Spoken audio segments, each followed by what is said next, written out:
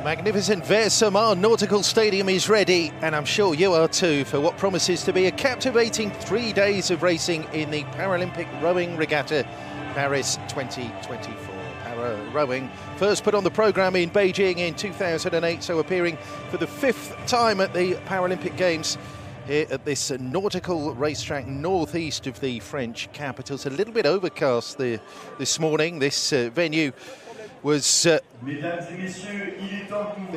host facility for the rowing regatta in the Summer Games just a few short weeks ago. The para races all set to deliver in terms of drama and excitement to hear 5 boat classes taking to the water over the next 3 days. That's one more boat class than Tokyo. The mixed PR3 double is the new addition, companion event, if you will, to the well-established mixed double for PR2 athletes. We'll see the mixed Coxed falls in action, and of course the PR1 single sculls, the event that gets the whole show on the road today. My name's Ali Bodfish. Alongside me is Olympic medalist, 4-time Olympian, world champion in the US women's quad, Megan Calmo. Welcome, Megan. How are you looking forward to the next few days here at Versailles? Well, this is really turning out to be an exceptional field of athletes that we have joining us here at the Paris 2024 Paralympic Games. 103 athletes that will be taking to the water today. And really, I think the story of the day is the history-making inclusion of the PR3 double for the first time ever on the program. We're going to have our first ever Paralympic champions in this event. Yep, it's a new addition to the program. So we had 4 boat classes in Tokyo. And we see the coup de baton, the traditional curtain raiser. The coup de baton, a tradition from French theatre, which gets us underway here on the opening day of the para rowing at Paris 2024. So PR1 women's single sculls is our opening event. We're going to have 2 qualifying heats here. The winner in each heat qualifies to the A final. The remainder drop into the repechage. So, direct entrant to the gold medal race will be produced. So, lane 1, Mikhailo Atarova, the 19-year-old from Uzbekistan. The 4 teenagers in this Paralympic rowing regatta. Asia Sururu, 32, from Mombasa, representing Kenya. The Tokyo bronze medalist Nathalie Benoit. The hopes of the home nation in this boat division. The 44-year-old born in Aix-en-Provence, a very popular competitor here. Silver at the Asian Para Games, that's Kim Sejong. 48-year-old from Guangzhou, Asian Para Games champion, 42-year-old Wang from China, races in lane 5 here. Competitor is transferred from sitting volleyball. Lot of our entrants in the Paralympic rowing regatta here are multi-skilled athletes, and Morin Samuel, the Tokyo silver medalist from Israel, racing in lane 6. So the big favourites here will be Samuel and Benoit 3 and 6 respectively, but don't count out Wang in lane 5. We're looking for 1 direct qualifier to the gold medal race. The first of 2 heats in the PR1 women's single sculls. Birgit Skarstein is the big favourite for this event. Overall, she goes in the 2nd heat. So it's going to be full throttle, it's going to be quick fire, it's going to be thrilling. This is the Para Rowing Regatta at Paris 2024.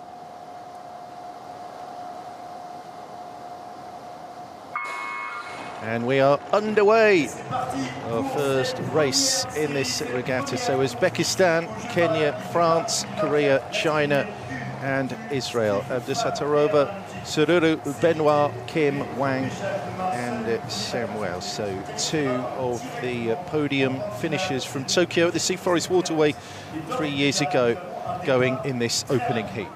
Yeah, and not a surprise here to see some of our more experienced athletes leading the field here. The French sculler Benoit and the Israeli sculler Morin Samuel there down on the bottom of your picture in lane 6, leading the field here. Morin is so well known for having just such quick starts out of the blocks, and here she is leading the field over her very well-known competitor, Nathalie Benoit. Yeah, going for another medal at the Paralympic Games, Morin Samuel. She won the bronze on the lagoon in Rio 8 years ago.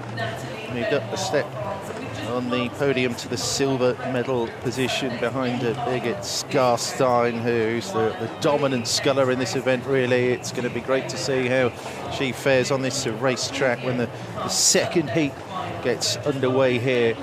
So Samuel leading from Nathalie Benoit over there in lane 3, just by way of a guide world best time set by the aforementioned Birgit Skarstein, the Norwegian Versailles.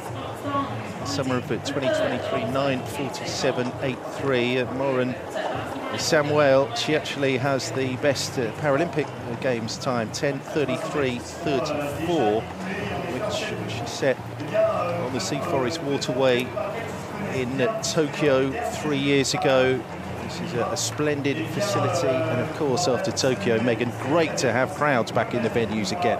Yeah. Normality, normal service resumed here. Yeah, these athletes are going to be so grateful, especially if they spent some time at Tokyo and are returning from that Games, having people back in the stands and being able to interact with your competitors and all the things that maybe we took for granted at some of the earlier Games being taken away because of the pandemic experience in Tokyo, of course. But looking here at the field, it does look like our two favorites are still out in front.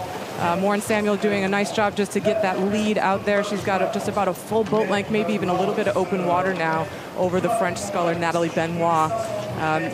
With just one to go through here in this opening heat, it is such an interesting look at how these scullers are going to approach the strategy here. Knowing maybe some of these athletes in the midfield are bringing up the back of the pack, if they might not be able to keep up the speed here with Benoit and Samuel in the opening stages of the race, they may just think about taking it a little bit easier through the middle of the race here and saving it for the repechage tomorrow. That might be what we're seeing here in these trailing 4 scullers. Yeah, so the first split, 500 quarter race distance, 2:25.04 for Morin Samuel.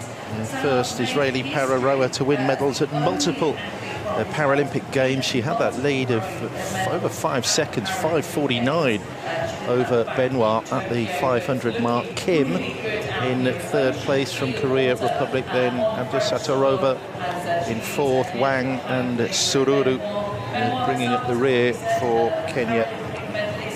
But yeah, it's a tactical decision really as to how to approach these opening heats. No immediate jeopardy because, of course, the finishers 2 through to 6 drop into the repechage, which will be raced 24 hours from now.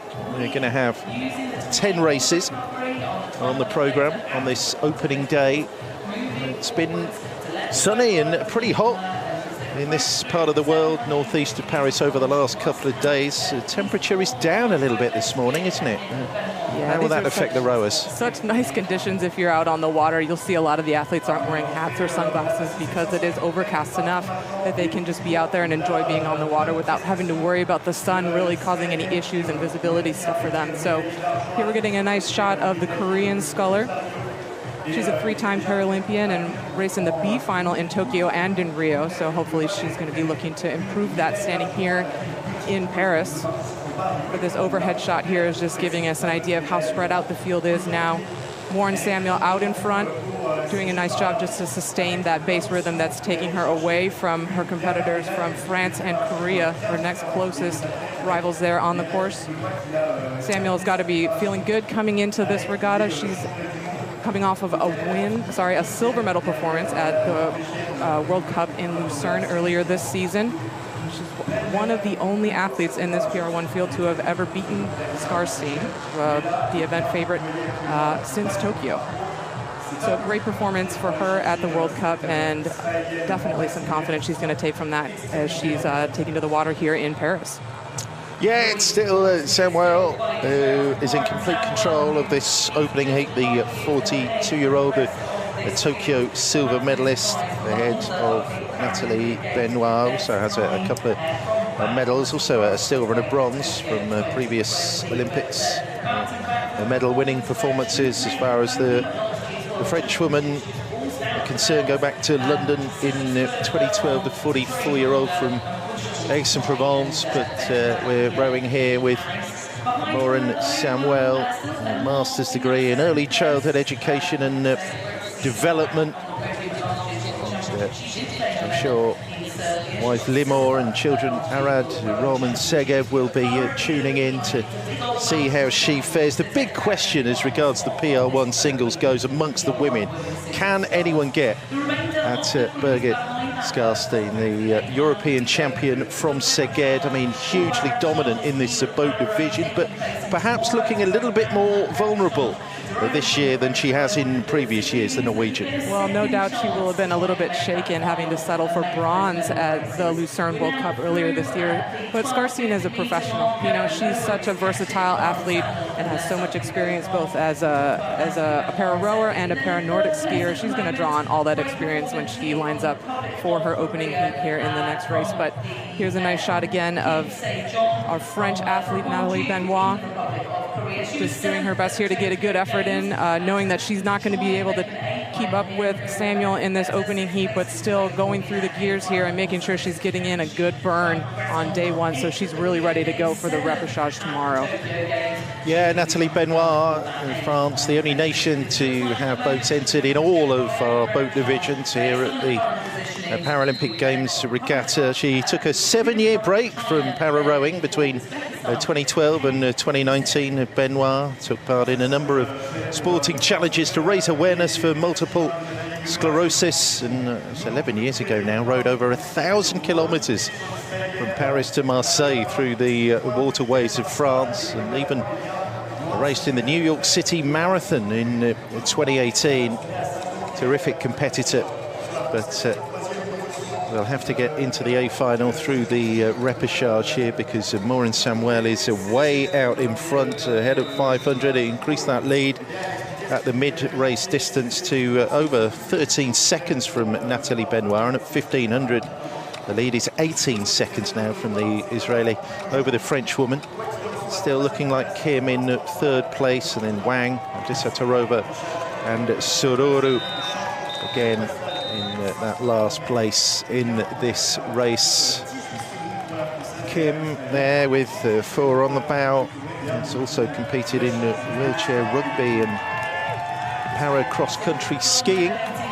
Delve into the history of these athletes and you find that quite often they've competed in the winter Paralympic disciplines as well. Nice shot down the race course there, still of our leader, Maureen Samuel, who was in control in lane 60. Yeah, beautiful shot there of our race leader, Maureen Samuel of Israel. That rear shot looking at the back of our Israeli athlete here really gives you a sense of what that looks like when you're leading a race like this, being able to really kind of relax and see everybody behind you in the rest of the field. You have a good sense of what's going on, where everyone is, if anyone's mounting a charge. But here she is out in front, looking really, really polished and really demonstrating how much experience this 4-time Paralympic athlete has here at Paris 2024, just really dominating this opening heat here. 5th in London, Samuel 3rd in Rio, stepped up to silver in Tokyo, hunting down that so far elusive gold medal to complete the set. And 2024, a solid enough campaign for Maureen Samuel. She certainly had the beating of Nathalie Benoit, another pretender to Skarstein's crown here in the PR1 women's single sculls, but Samuel too good for Benoit and Kim there, and they're coming over the finish line to win this opening heat of the Paris 2024 Paralympic Regatta, book her spot in the final. Yeah, definitely a statement there from Maureen Samuel in this opening heat. She and Benoit are going to know each other very well, having raced each other many, many times over the years. Going into this race, they knew that they were going to be probably the two that would be most likely to be out in front and it was going to be kind of up to them in the early stages of the race to decide who was really going to go for it and who was going to decide to go to the rep tomorrow. And so much quicker as well than the Sea Forest Waterway. We've got a Paralympic Games best time set there in 9:58. She's coming in under 10 minutes, so she has absolutely destroyed her own record from Tokyo 3 years ago. Morin Samuel. Benoit, best of the rest here. Comes in second place, but that's good enough only for the repechage, the way the qualification system is geared up here in the PR1 women's single sculls. And Kim relieved to come in over the line, 10:45 there. And Wang, Abdesatarova and Sororo will complete the field. They will race again in 24 hours' time and look for that golden ticket through to the gold medal race here at Paris 2024. But that's a statement race from Morin Samuel. Always in control. Yeah, nicely done. Yeah, there she is. You can see she's just having a word and a smile with Natalie Benoit as she is rowing back to the dock there. These two know each other so well, and I'm sure are very good friends, having seen each other so many times over the years.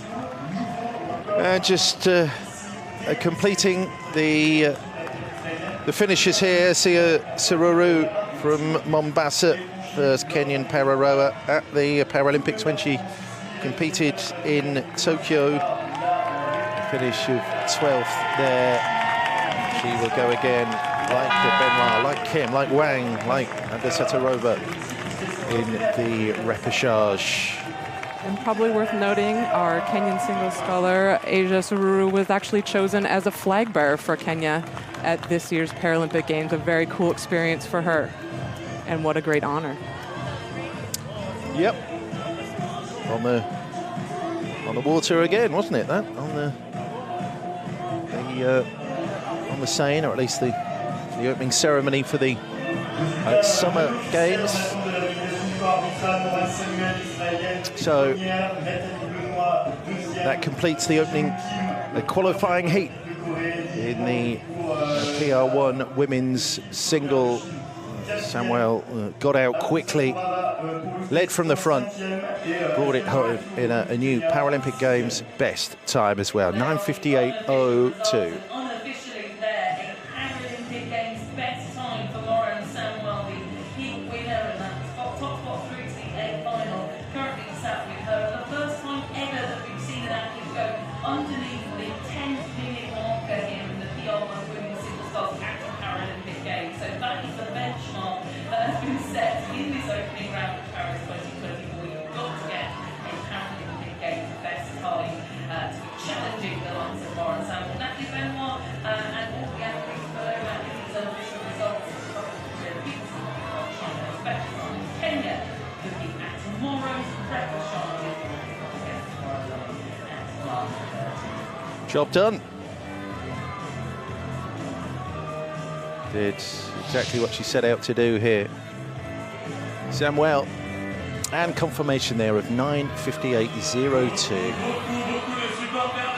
Paralympic Games best time for the Israeli. Benoit, Kim, Wang, Abdesatarova and Siguru of Kenya drop into the repechage.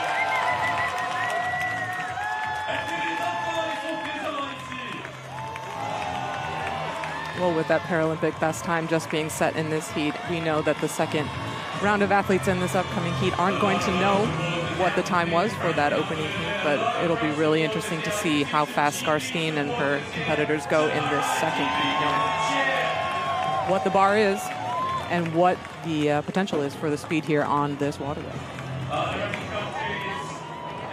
Yeah, big favorite in the PR1 women's single takes to the water.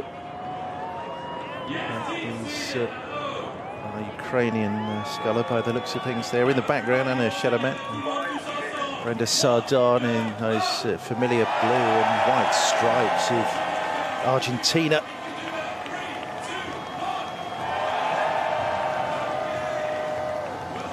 And Giddingeli, the Swiss, who qualified from the final Paralympic qualifying regatta makes new ground for that nation in the women's singles here at the Paralympics. Just a reminder that these are PR1 classification athletes.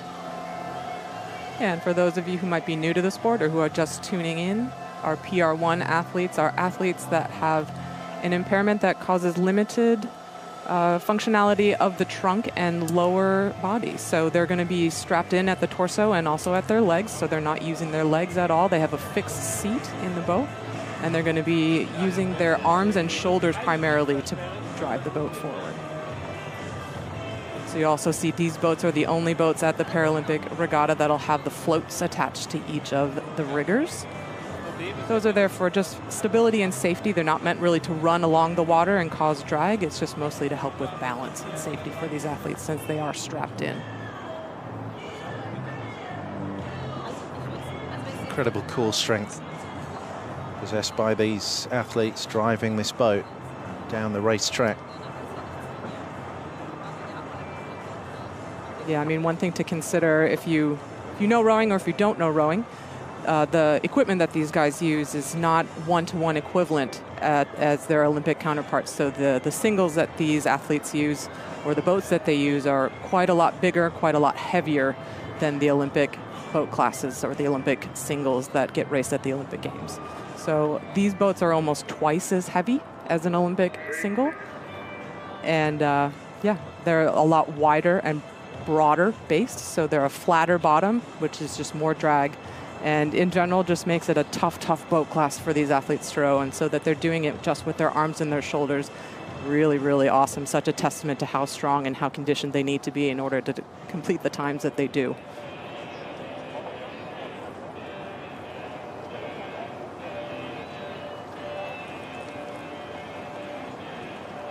Heat 2 of the PR1 women's singles.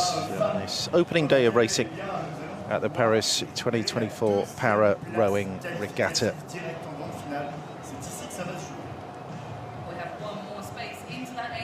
Norway, Sweden, Brazil, Ukraine, Argentina and Switzerland.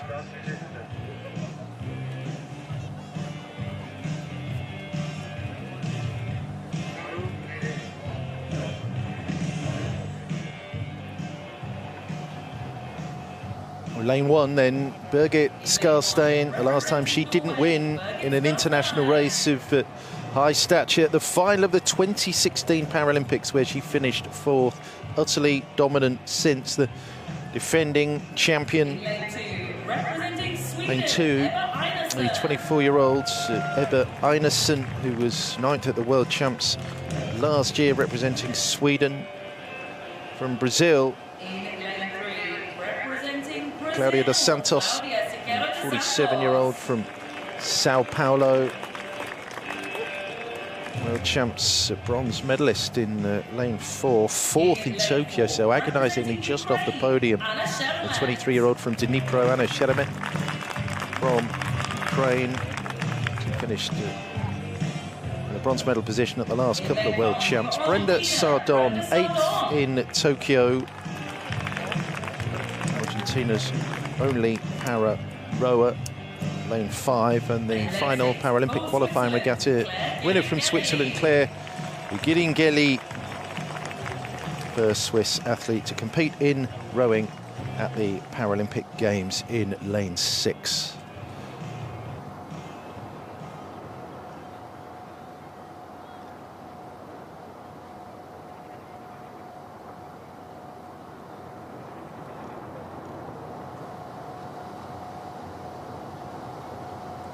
Norway, Sweden, Brazil, Ukraine, Argentina,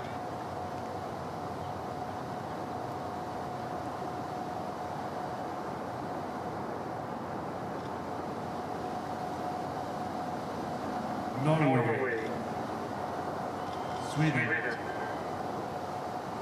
Brazil, Ukraine, Argentina, Switzerland. Attention. Bit of extra tension on the start line, but red to green. We are good to go here in the second heat in the women's PR1. Skarstein, lane 1. Einarsson of Sweden, lane 2. Dos Santos of Brazil, lane 3. Sheremet from Ukraine, 4. Sardon, lane 5 from Argentina. And Switzerland's Giringeli in lane 6. The focus, the spotlight will be on Skarstein's start here. An outside lane, but the big favourite, top of your picture, Sheremet, with a really strong start as well, but already Skarstein aiming to pull clear. Yeah, I mean, we're used to seeing Skarstein do well in the middle of the race. She's not always the fastest of starter, but over the Paralympic cycle leading up to this game, she's really had to adjust her tactics in order to compete with some of her other PR1 competitors who have challenged her off the start line and really pushed her to get faster out of the blocks. It looks like that's what we're seeing here from Anna Sheremet of the Ukraine. She started really, really quickly, but Skarstein is right there matching that speed and even moving through here as we're getting through this first 500 meters. Yeah, Skarstein, extreme left of your pictures, rowing out a shot, taking the lead, a boat length lead now over Sheremet, who also started really well. So that's the narrative really coming into the women's PR1 here at Paris 2024. Skarstein utterly dominant in this boat division, but has looked a little bit more vulnerable in her 2024 season, down in the 3rd place in the Lucerne World Cup rowing event. Bounced back to win the European champs in Szeged. She is the one everyone's trying to take down here. Birgit Skarstein, she's 35, she's from Oslo, has also represented Norway in cross-country skiing at the Winter Paralympic Games in Sochi and Pyeongchang 2014 and 2018, and was on Norway's version of Dancing with the Stars, so a real celebrity and a national icon. The defending Olympic champion is in charge of this second heat in the women's PR1 single. Yeah, looking at those pictures, looking into Skarstein's boat there, you can see she is absolutely on a mission here, ready to get out here and take this race by the scruff of the neck. But her competitor in the middle of the course here, Anna Sheremet, is absolutely not letting her walk away, and if anything, has moved back on her in this second 250 meters with lots of overlap here as we're crossing the first 500. Yeah, gap just 166 as we pass a quarter race distance of the 500 mark. A bit of a gap has opened up down to Giringeli in 3rd place. The Swiss sculler, 12:40 back. It's Skarstein from Sheremet here, but that's the extent of the lead. Sheremet right up there, snapping at the ankles of Birgit Skarstein. Remember, this is a qualifying heat, so just the winner goes through. In Heat 1, Morin Samuel from Israel set a new Paralympic Games best time of 9:58.02. It is Birgit Skarstein who holds the world best time, 9:47.83. That's the quickest anyone has ever won a race in this boat division. It happened in Versailles in the World Cup event in June of 2023. But Sheremet is having a good old skull here. Yeah, so that first 500 was recorded at a 2:27, which is just about right around world best time pace. So we'll keep an eye on that as we progress down the course here. We did expect to see Skarstein out in front here leading this second heat, which she is doing, but Anna Sheremet really giving her a good run for her money as we're coming through the middle of the race course. Now she is not backing down and might be challenging Skarstein here to take this first place position and the only qualifying spot into the A final here in this heat. Yeah, the rest drop into the repechage. The races for all our boat divisions will take place on day 2 of the Paralympic rowing regatta here at Versailles, northeast of the French capital, closer to Euro Disney actually here than we are to the Eiffel Tower, but a wonderful facility. Hosted the rowing and canoeing at the Summer Games. It's the venue once again for the para rowing regatta, an entirely different facility to the Sea Forest Waterway, which was an urban venue in Tokyo. Big motorway running alongside the course, didn't we, 3 years ago? Entirely different conditions here. It's a far more rural setting. A lake just next to the Marne River, a tributary of the Seine. This is fantastic. As we're coming up to the 1,000-meter mark, it looks like Anna Schermet has closed that margin and is almost dead level with Bridget Skarstein. Look at that margin, just 0.42 seconds between these two athletes as they're crossing the halfway mark. We have a real race on here for the automatic qualifying spot into the gold medal race in the PR1 women's single sculls. The big question was whether someone could get at Birgit Skarstein, and we're immediately being provided with an answer here, because Anna Schermet, World Championship bronze medalist, third actually at the last two World Champs, fourth in Tokyo, is really taking it to the big event favourite from Norway. So just 0.42 inside half a second then the gap at mid-race distance. Skarstein has seemed to respond and is now attempting to pull clear again of the Ukrainian. And Giringeli leading the best of the rest a long way back, 24 seconds back at the 1,000-meter mark. But this is all about Norway and Ukraine here for the single qualifying spot into the final. Yeah, that's a decisive move by Skarstein here in the third 500 to try and pull away from Anna Schermet in that middle lane. It does look like she's moved out to just about half a length now when it was down to just about even at the 1,000-meter mark. But Anna's still right in there, using that long signature layback style that she has there on that lane 4 to just try to hold on to this pace that Skarstein is setting as she's trying to up the rate and up the speed here in this third 500. Skarstein is such a versatile athlete. She's really good just about anywhere on the race course, but really the third 500 is where she tends to shine. This is where we see her move through people and just crush dreams so often in the races that we see her featuring in. And here she is just holding her own now in this third 500. But Anna Schermet, wow, really shining as well here in this third 500 and has checked that move by Skarstein. Love this drone shot, looking down the racetrack here. You see just emerging on the left of your picture there, that stadium which hosted the slalom events in the Summer Games. It's still Schermet. She got a finish in her here and take down Birgit Skarstein. Yeah, these two athletes come up to the 1,500-meter mark. We can get a good sense of what the actual margin is, but it does look like Schermet is on the move again. We've seen some very fast finishes from her in the past, and look, here she is on the move as they cross that line. It's going to be down to under a second again between these two athletes. Does Schermet have what it's going to take to get her across the line first and into that single qualifying position for this A final? Sending Skarstein to the repechage would be a huge upset. It really would. This is one heck of a qualifying heat. We're racing at the moment with Giringeli, the first Swiss athlete to compete in rowing at the Paralympic Games. The remainder of our field coming up to the 1,500 mark. Skarstein and Schermet in a league of their own in this qualifying heat further up the race course. Here we see Giringeli 39 seconds behind our race leader Skarstein and Schermet at 3/4 distance. Yeah, Giringeli, one of the less experienced athletes in this field, especially going up against someone like Claudios dos Santos from Brazil, who is the most experienced athlete in this field. But here we are again with our race leaders, and it is still just neck and neck between Schermet and Skarstein. Looks like Skarstein is trying desperately really to get that margin back on the Ukrainian athlete here. Maybe just a couple of seats now between her and Anna Schermet. And let's keep an eye on that best time as well as we come through the red boys. The last 250. 9:58 was the time set by Maureen Samuel in winning that first heat. Skarstein just about has it from Schermet.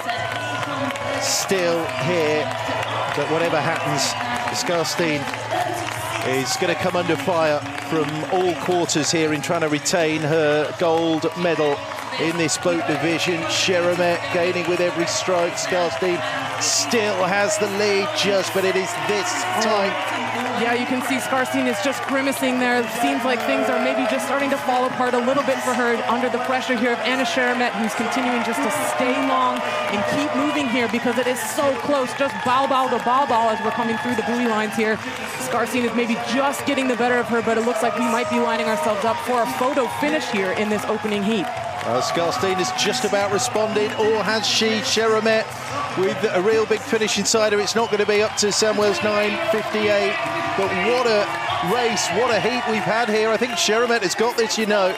She has taken Sculls to qualify directly to the A final, and Birgit Sculls drops into the repechage. What a sensational result for Anna Sheremet, the first time she would have ever beaten Birgit Sculls in competition, and to do it on the big stage at the Paralympics in that opening heat. Oh my gosh, Birgit Sculls, really the pain on her face there. She had nowhere to go there in the end under the heat of Anna Sheremet in those closing meters in that last 250. Wow, what a turnaround. What a finish from Anna Sheremet, who's 4th in Lucerne, down in 5th in the Eurochamps final in Szeged. I mean, we always knew she was a dangerous outsider, but she is more than that. She is a proper contender for the gold here. Sculls drops into the repechage. We'll see the finishers, the best of the rest. Gideon Gelly is held at 3rd place throughout. That's respectable enough on her Paralympic debut. The Swiss comes in 3rd place, 11:05, 53 seconds behind our first finishers, Sheremet and Sculls, then Dos Santos of Brazil, and that's Einarson coming in 5th place. Brenda Sardon down the order. Still getting our breath back, really, from that thrilling finish from Anna Sheremet of Ukraine. So this is Sardon to finish in last place. She will race again in the repechage in the PR1 women's singles. What a performance from Anna Sheremet, 4th in Tokyo. Well, she's going to improve on that, surely, here in Paris. Sculls there just taking a moment to take it in and figure out maybe what happened there. Would have been the first time again that she would have been beaten by Anna Sheremet in competition.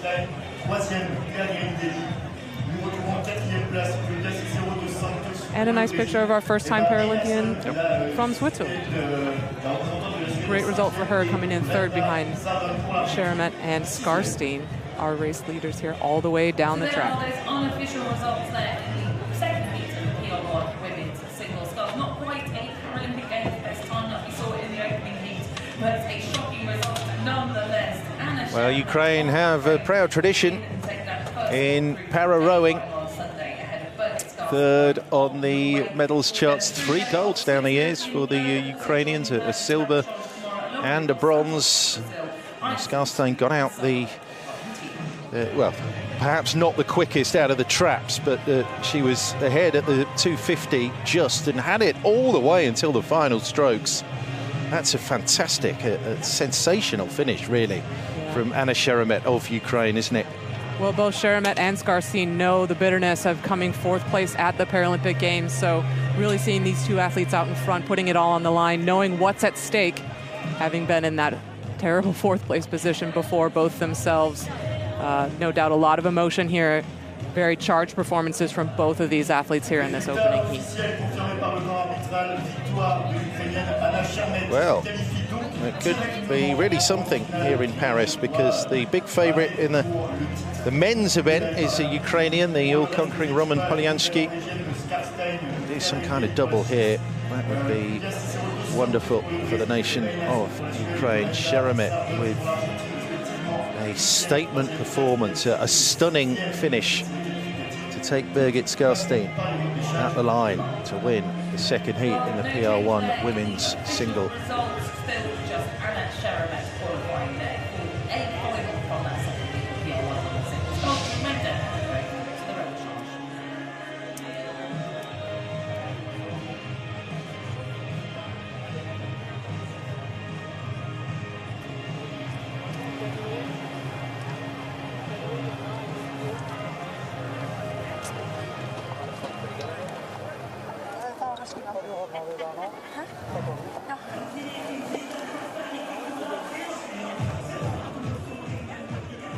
Confirmation then Birgit Skarstein drops into the repechage along with Giringeli, Claudia dos Santos, Ebba Einarsson, Brenda Sardon. It is Anna Charamet who qualifies directly to the A final in the PR1 women's single, joining Maureen Samuel, who won the opening heat in the Paralympic Games best time. All smiles and no wonder.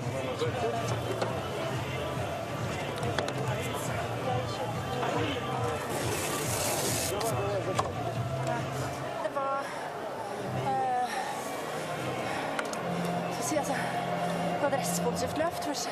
Det skjer mye mer enn det ser ut som. Det var mye dønninger, kast, stedig motvind. Og så forsvant det igjen, så forsvant det igjen. Hakket.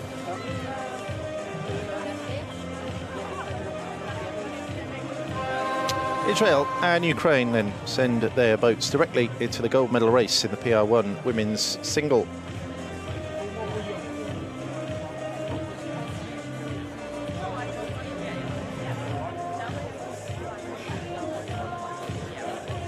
Those are our athletes that drop into the repechage. That really will be the last chance saloon to try and make the A final.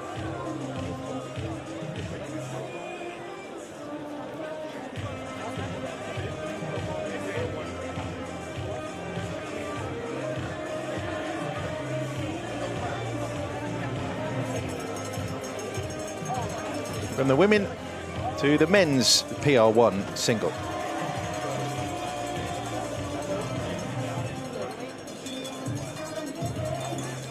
The grandstands getting ready. What a way to open up this Paralympic regatta with a stunning result. Sets the tone really for thrills and spills over the next 3 days here. 12 entries in the men's PR1 race.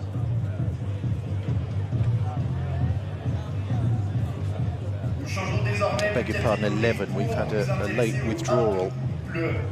More of that in a moment. Anna Charamet then throwing it down for the nation of Ukraine in the women's event. Roman Polyansky is the two-time defending gold medalist for the men. He goes in this opening heat.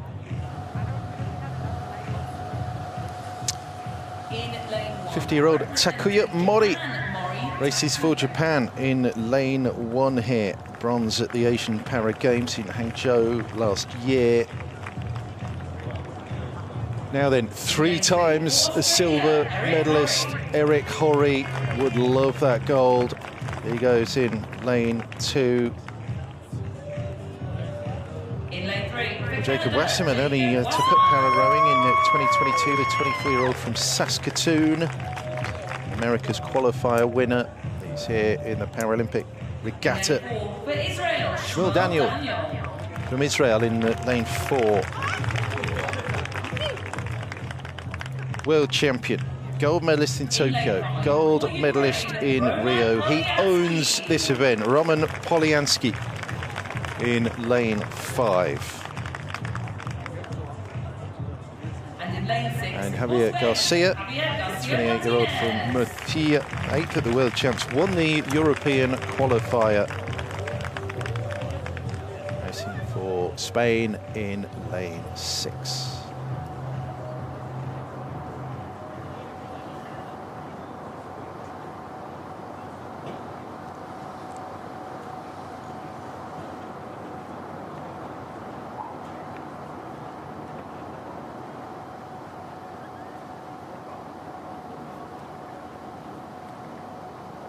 Japan, Australia, Canada, Israel, Ukraine, Spain. Attention. This is the PR1 men's single sculls event. First heat of 2.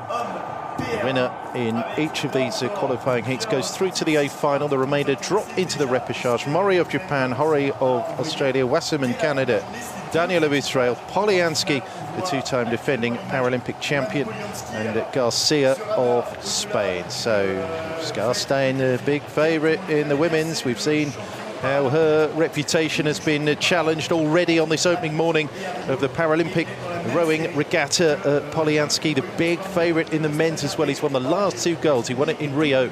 He won it in Tokyo. Eric Horry was second to him on both occasions, and he's racing over there in lane 2.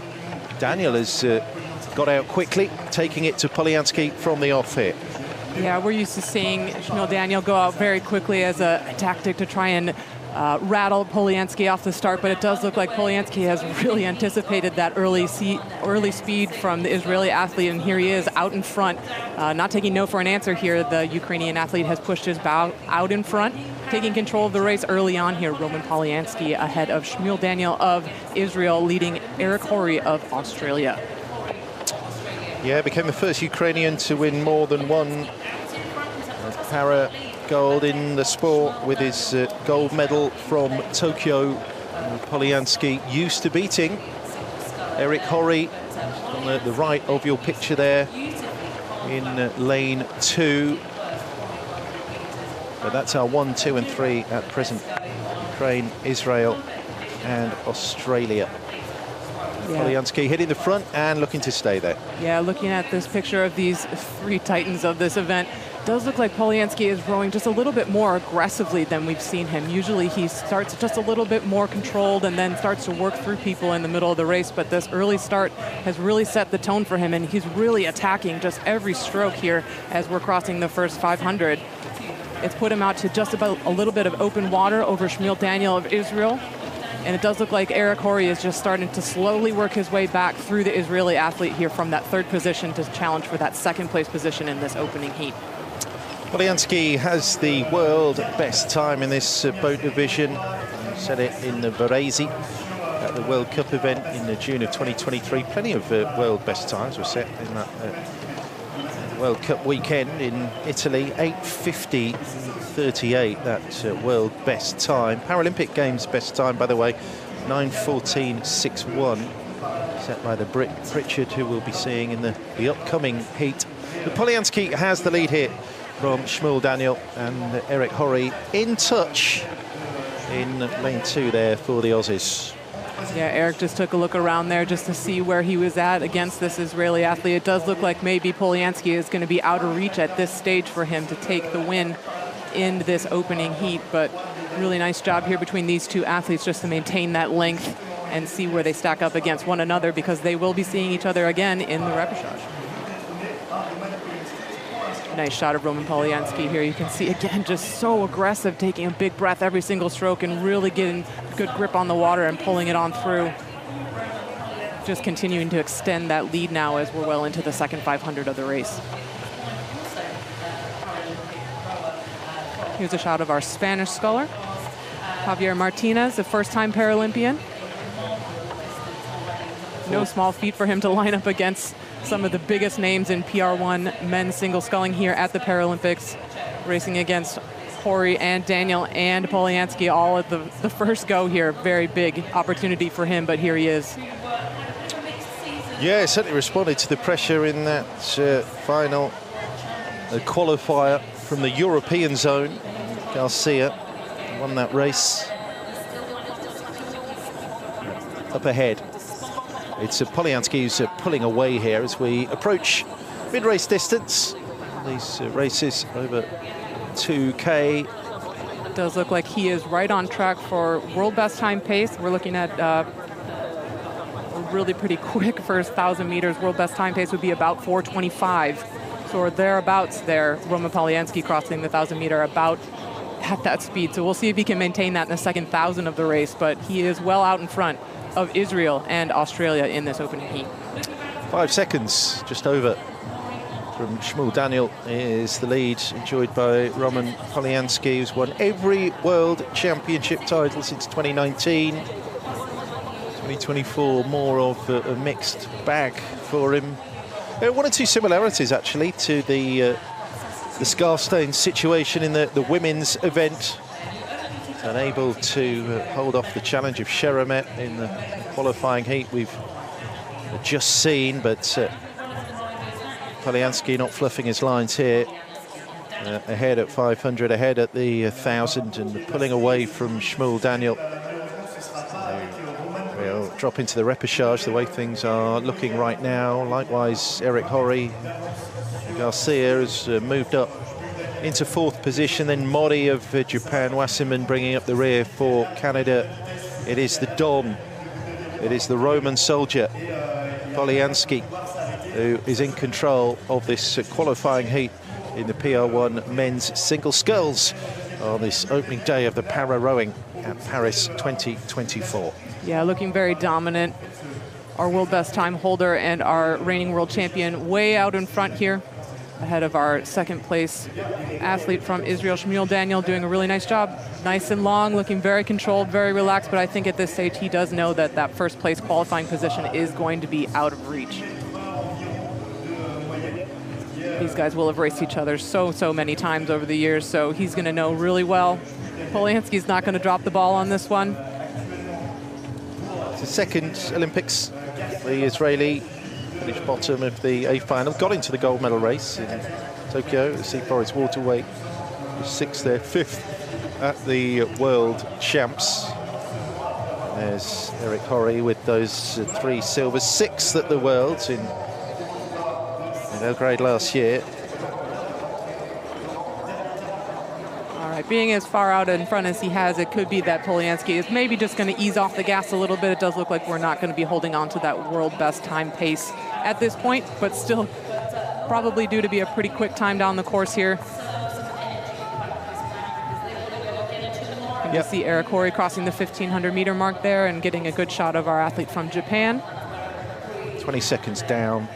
Horry from Polyansky's time of 6:43.31 at the 1,500 mark. Yeah, that's going to be a couple seconds off there at this point. So unless we have a huge charge and a big burst of energy there in the last 500, probably not in reach.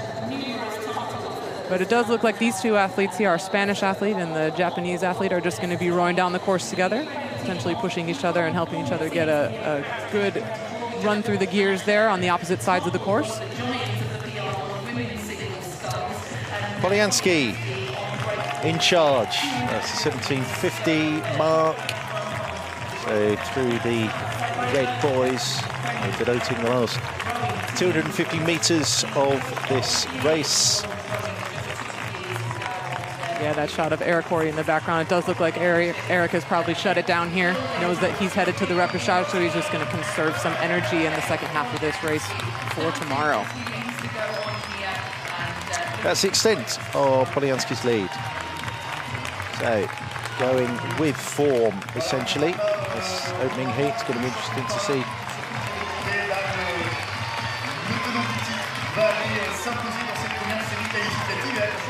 Going to see Pritchard coming down, medal contender, no question, the Brit in this 2nd heat. But Polyansky still the man to beat in the PR1 men's single.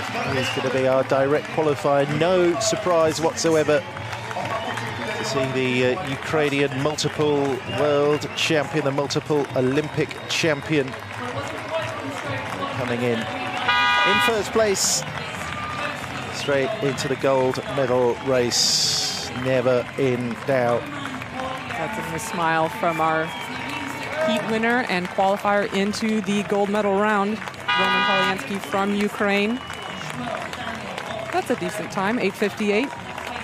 You can be pretty happy with that for opening up his Paralympic campaign in 2024, I think. Yep, that's only 8 seconds outside the world best time, Paralympic Games. Best time there for Polyansky, 9:04.88. Taking 10 seconds away from Pritchard's mark from the Sea Forest Waterway. That's 2 Paralympic Games best times in the singles. Lauren Samuel did it in the women's, Polyansky in the men's. And remaining, the Scullers finish this heat. Dan in 2nd, Horry in 3rd. 5 seconds behind Polyansky in the final shake-up there.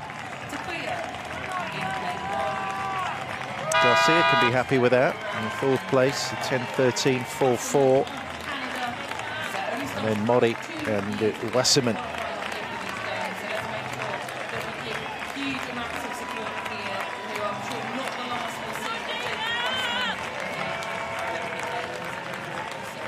Never in doubt.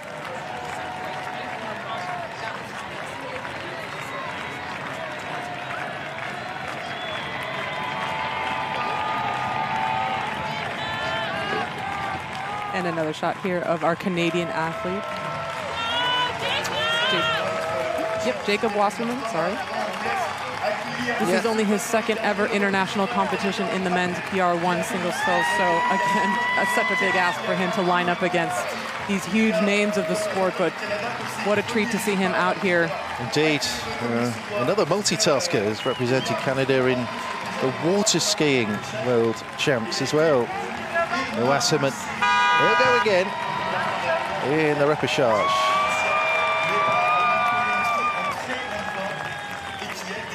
Yeah, having come into the sport only so recently, I think Jacob's long-term goal is probably LA, but great experience for him to represent Canada here in 2024 at the Paris Paralympic Games, his 2nd ever competition in this boat. Roman Polianski, vainqueur en 9,04, le nouveau record des Jeux paralympiques. Il ira donc directement en grande finale dimanche. La 2e place, Shmuel Daniel pour Israël, Eric Henry 3e, le représentant de l'Australie. Nous retrouvons ensuite respectivement en 4e, 5e et 6e position l'Espagnol Javier Garcia Martinez, le Japonais Mori Takuya et le Canadien Jacob Wasserman. That are the unofficial results, and brilliant there to see an unofficial new Paralympic Games best time by almost 10 seconds set by Roland Polyansky of Ukraine. He will unofficially take that top spot through to the end final and take a new Paralympic Games best time with him to join his world best time that he set at the World Rowing Cup in Versailles last year. The remainder of this field, Israel, Australia, Spain, Japan and Canada, will face tomorrow's repechage.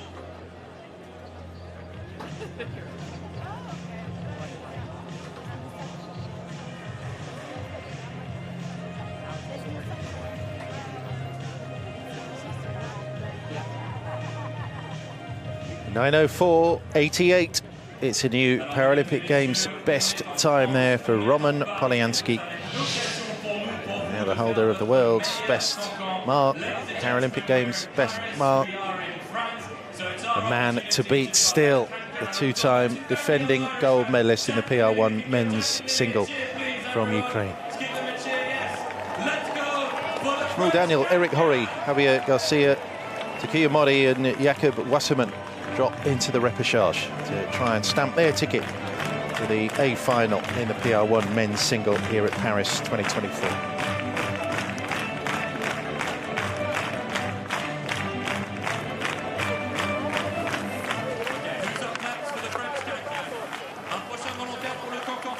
It's a Japanese sculler, Takuya Mori, 50 years young.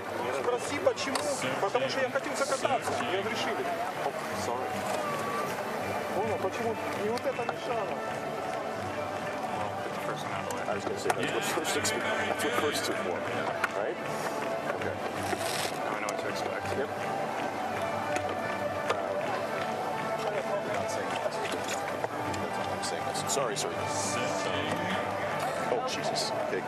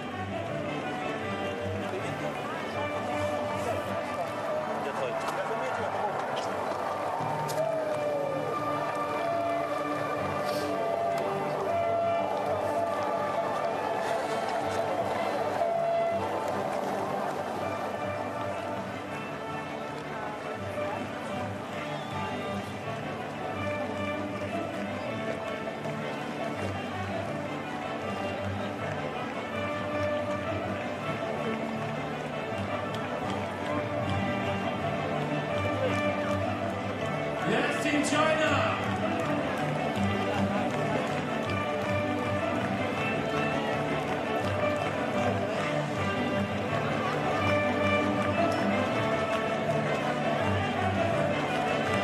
That's a fat head of the French single sculler, Alexis Sanchez. Ever have your head blown up to that size and waved around in the crowd? Thankfully, no. But great that the French supporters are out and that they found a way to make his head so big. For sure. We'll be seeing him coming up next. Yep. Yeah, the French with entries in all boat divisions. The only nation to do so. Going in lane 1 here. Alexis Sanchez. Spot in the final, the Paralympic qualifying regatta. He won that, the 26-year-old. Germany, Pritchard of Britain, Romani and Perini in this heat as well. There he is.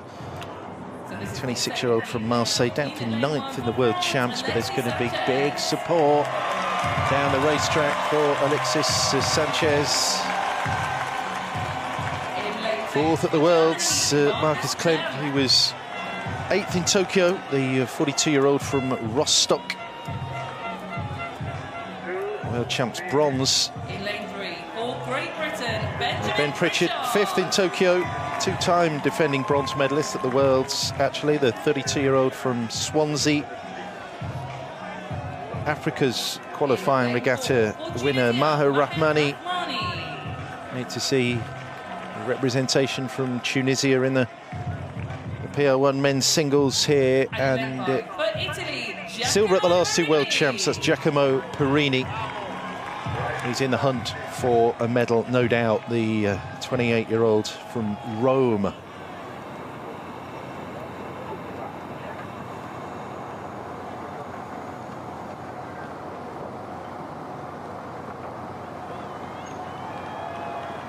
We're going to see anyone who's going to be able to challenge Roman Polianski for the gold. I think it's likely that we're going to see it in this heat. A couple of real contenders. I think we should have a great race on our hands here.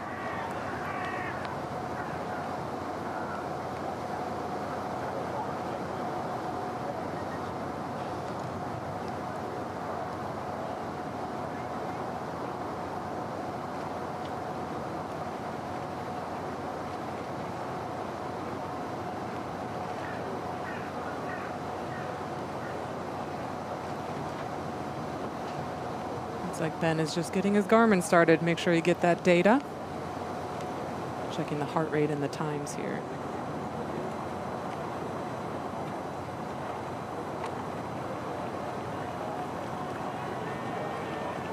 France, Germany, Great Britain, Tunisia, Italy. Attention. Here we go, second qualifying heat in the PR1 men's single sculls. Sanchez, Klemp, Pritchard, Romani and Perini. Naturally, cameras will seek out Sanchez at the top of your picture, lane 1. Pritchard in lane 3 is going to be a favourite for this heat. The World Championship bronze medalist, 5th in Tokyo. The Brit is going to be a genuine contender to Polianski's crown. Yeah, Pritchard is really just shot out of the blocks here. He knows that the Frenchman and the Italian are going to be so quick in this first 500, but he is really just laying down the gauntlet here in these opening strokes and getting himself out to almost a full length. But it does look like the Frenchman and the Italian are coming back now to close that margin down to just about half a length, because Giacomo Perini is really on the move here on the bottom of your screen. We're going to have a real race on here. Britain, Italy and France, an all-European showdown here. Roman Polianski is the sculler to beat.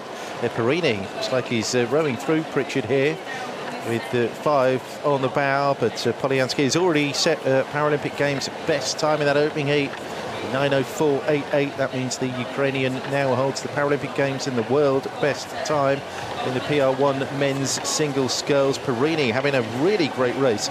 Silver medalist at the last 2 Worlds. Last year's Athlete of the Year from Circolo Canottieri Anieni Club in the Italian capital. He's taken the lead here from Pritchard, and it's Sanchez in 3rd place. We're looking for the race winner only who will qualify to the A final. The remainder will drop into the repechage.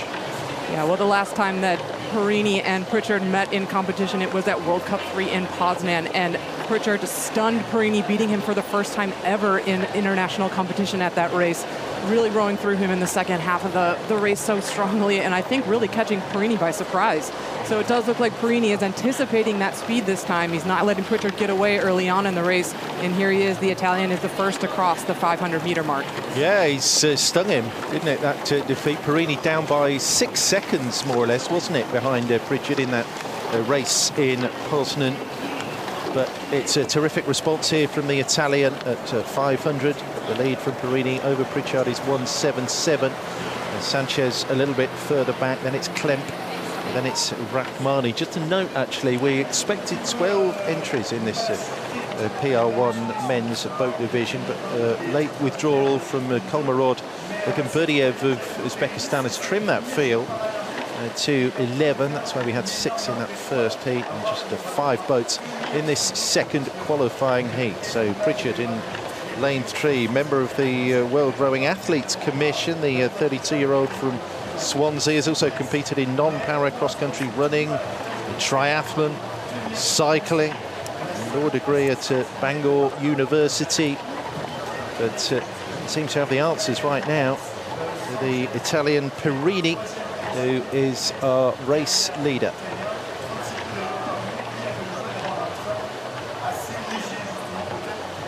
Yeah, here we're going to get a shot of Alexis Sanchez, the French sculler. Started really fast, but has a little bit less experience in the field than the two race leaders, Perini and Pritchard. So maybe finding the pace a little bit hot here at the start of the race. So maybe just settling into a more sustainable base rhythm and thinking more about tomorrow's repechage than trying to contend with Pritchard and Perini at the front of the field. Yeah, had a huge win in the final qualifying regatta. Did Sanchez beat the Brazilian René Campos Pereira by 15 seconds. Get his place here in Paris 2024. New addition to the circuit since 2023, trying to take the challenge to the more experienced scullers in the field here. Give us a nice idea of just how close it is between the Italian and the Brit. Looking for this automatic qualifying spot here at mid-race distance. Oh my goodness, that's much faster than the opening heat. We clocked about a 4:25 across the 1,000-meter mark in the first heat, and we're going 4:20 here in this second heat. So Perini is really just guns blazing here on the course, leading Ben Pritchard across the halfway point. 2:54 the gap, and then 10 seconds back to Sanchez in third place, and it's the German Klemp, whose Paralympic career dates back to Beijing in 2008, where he was 4th. Marcus Klemp, and then Mao Rahmani, the 40-year-old Tunisian, is bringing up the rear. We're going to race again with Giacomo Perini. Exploded onto the world stage at World Rowing Cup 2 back in 2022. Never finished lower than second whenever he's raced, so we knew his name was going to be in that conversation for the medals. Just how close could he get to Polyansky?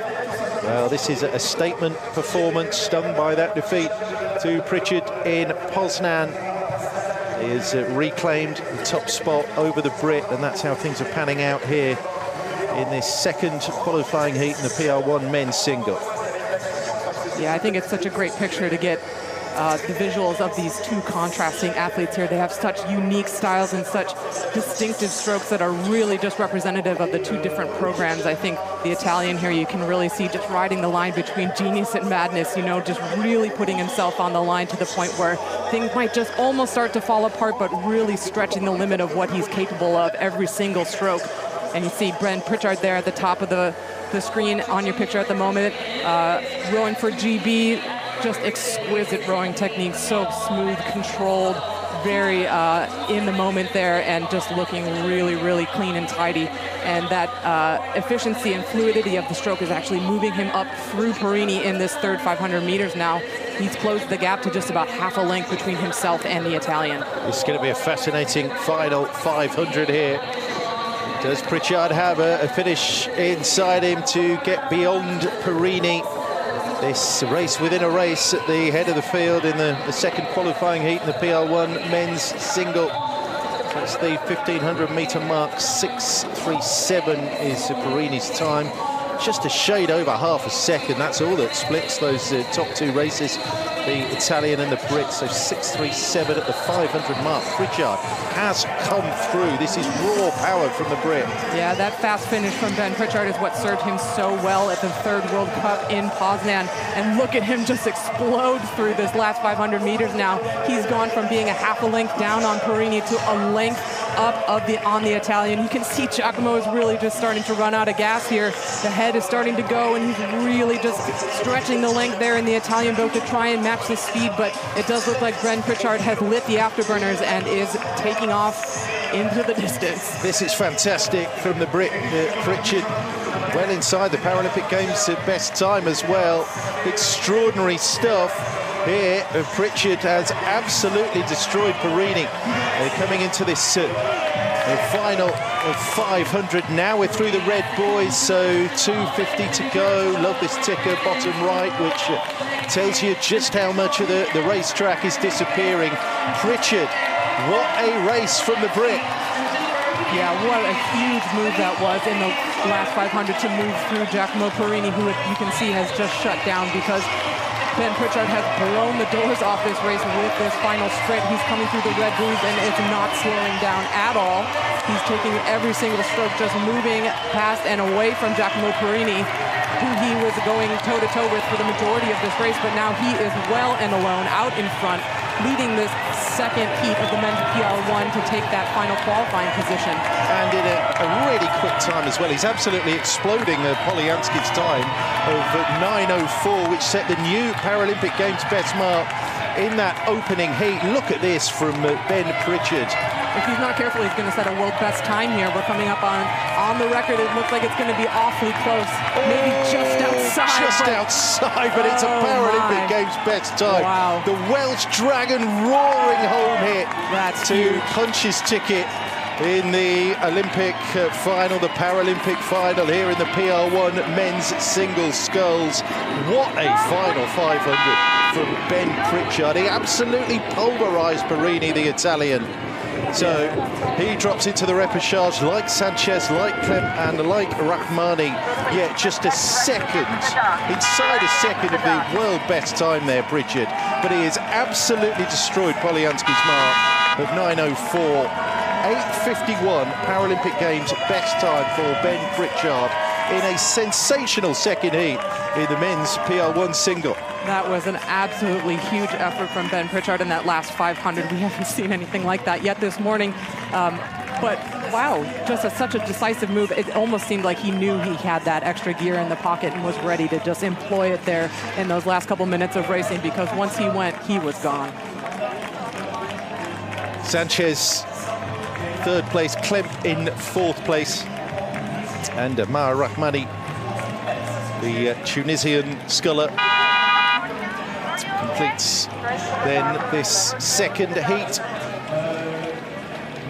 You can see the rain is starting to fall here on the race course here. Yeah, we're just being told actually there is going to be a short delay in between the conclusion of the singles here and the next boat class out on the water, the PR2 mixed double. Parini with a look of consternation, and no wonder there'll have to be a post-mortem here as to exactly how he was dropped by Pritchard in such explosive fashion. A little bit of a wonky stroke there in the Italian boat coming off the line, but you can see Ben Pritchard just so dominant in these early strokes, just out to a huge lead in just the first 10 strokes. Massive power.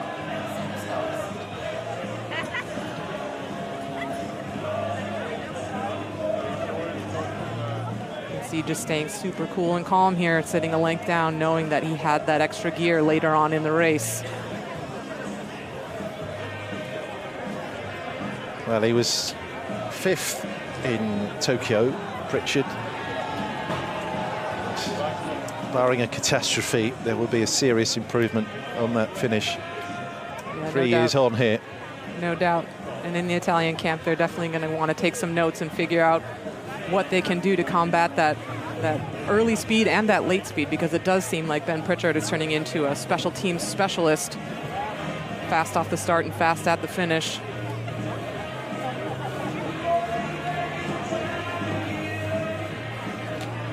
What a performance. What a win. High five.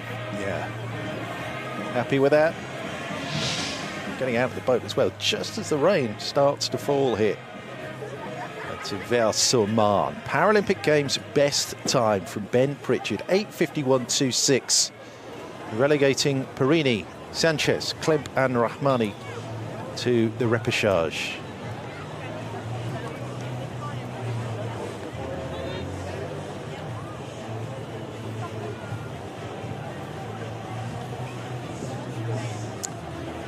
Great Britain and Ukraine, Pritchard and Polyansky straight into the gold medal race in the PR1 men's single sculls.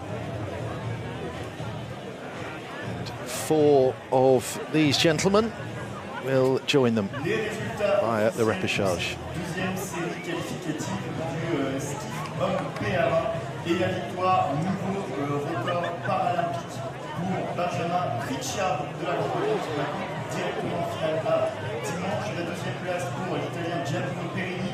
Troisième, le Français Alexis Sanchez. Quatrième place. So there's going to be a short delay here Et enfin, la Tunisie en before we resume racing.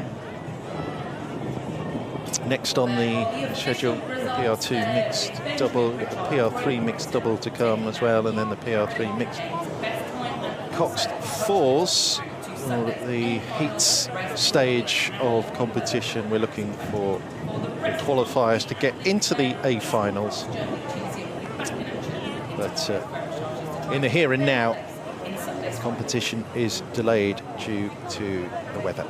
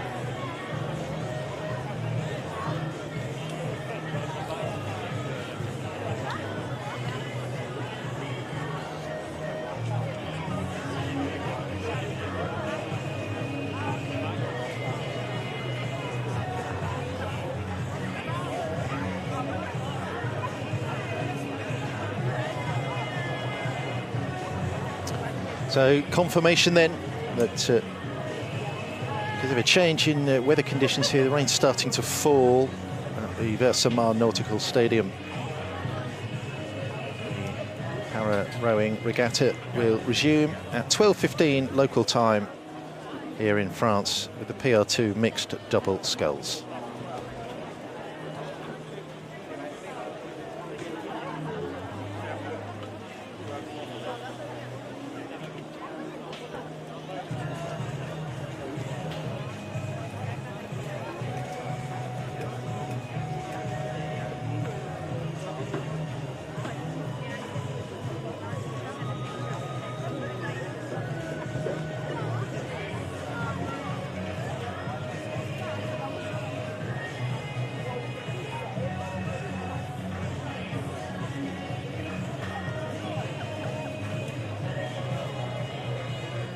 Mesdames et messieurs, en raison des conditions climatiques, la prochaine course aura lieu à 12h15. Je répète, la prochaine course aura lieu à 12h15. Vous êtes libre de profiter de l'ambiance qui pourra être mise, je n'en doute pas, par nos équipes, ou d'aller faire un tour au niveau de nos restaurants, des magasins officiels. Voilà, la prochaine course est à 12h15. Libre à vous de occuper votre temps comme vous le souhaitez en notre compagnie.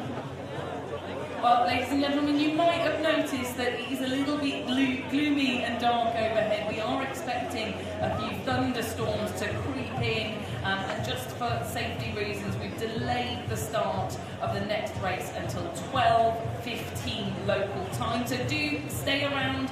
All of our food and beverage stands will still be open at the back of the grandstand. Go and get yourself a drink, go and get yourself a bite to eat. Also, make sure that you check out the merchandise store. Hey, who knows, they might even have some umbrellas and some raincoats there for you to buy. But make sure that you hang around. Our next race will be starting at 12:15 p.m. Keep yourself safe. Make sure that you stay as dry as you can. And we'll see you again back in the grandstands just ahead of our next race at 12:15, where we'll be resuming with the PR2 mixed double sculls in one.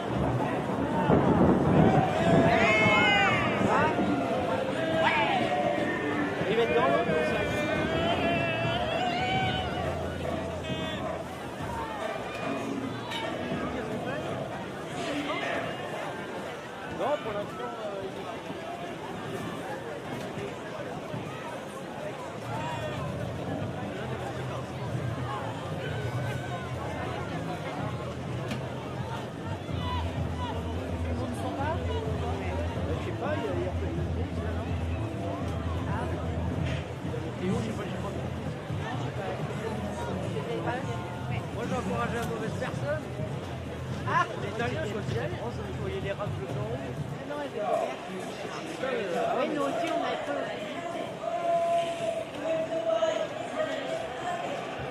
Sinon tu me donnes pas. Tu veux pas me faire prendre le moi je veux pas prendre le franc. Je vais se prendre dans les rues.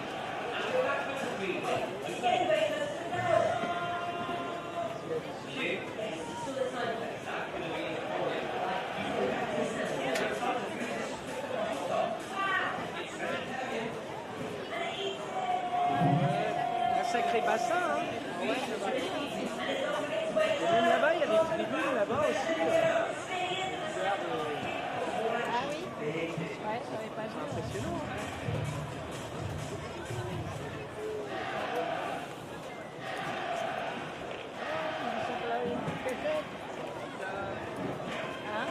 Le caméraman, il est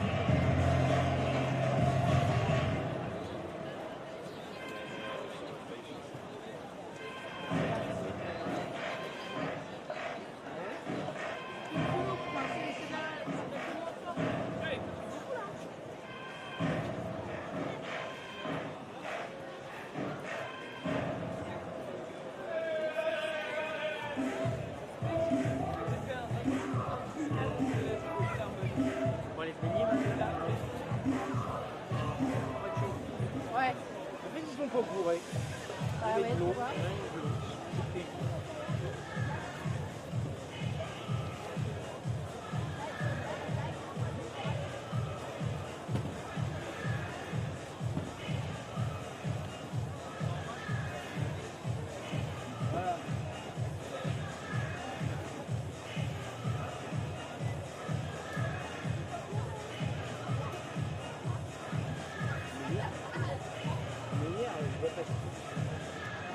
talk show, il a battu sur Twitter. Tu seras trompé. Il va prendre dans les rangs. Il replie un peu.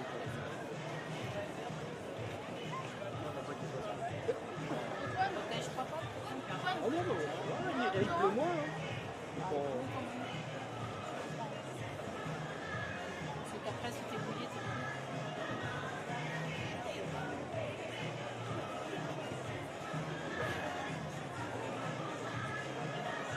La prochaine course, c'est à 12h15. Ah putain, on a le temps, hein. Ah oui. Il est 11h. Ouais, il est 11h. On va pas rester là.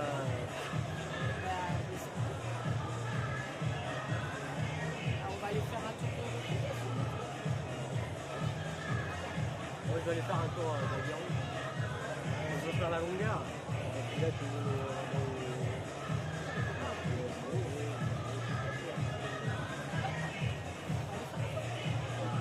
qu'on fasse, on va pas rester là.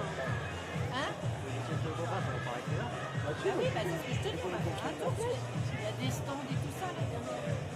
Oui, mais comme on va rentrer, elle va nous laisser rentrer là. Je vais te donner les numéros. Bah, tu prendras les en photo.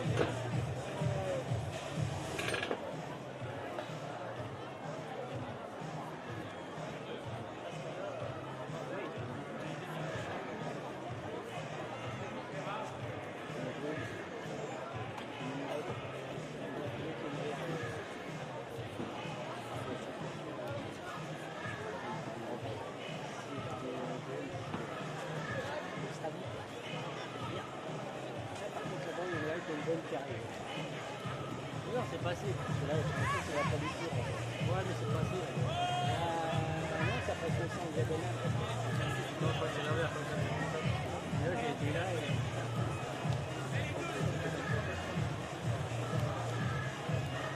On va peut-être se mettre à la bonne.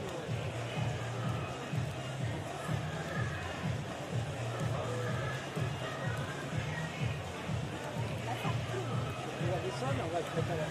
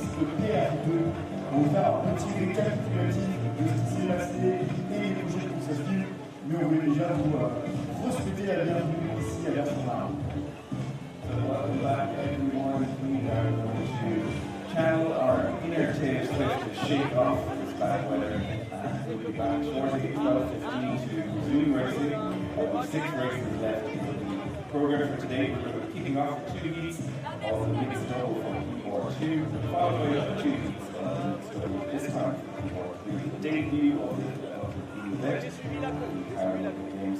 And then from America, number 2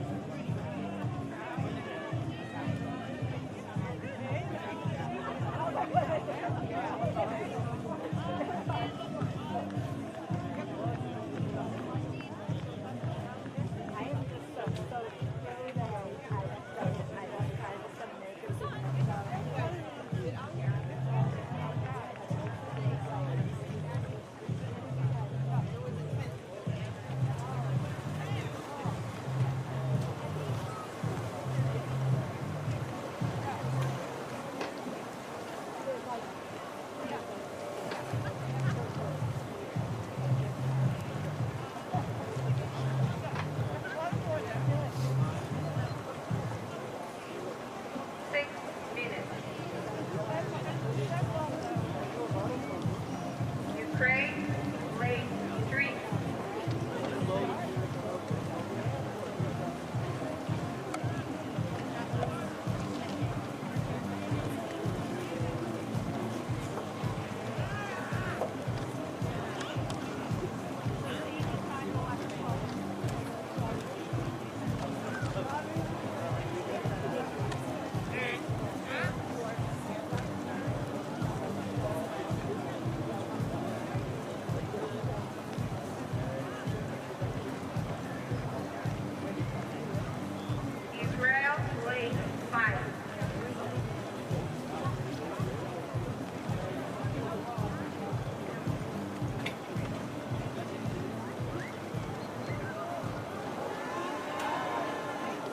China, lane 4. China, lane 4.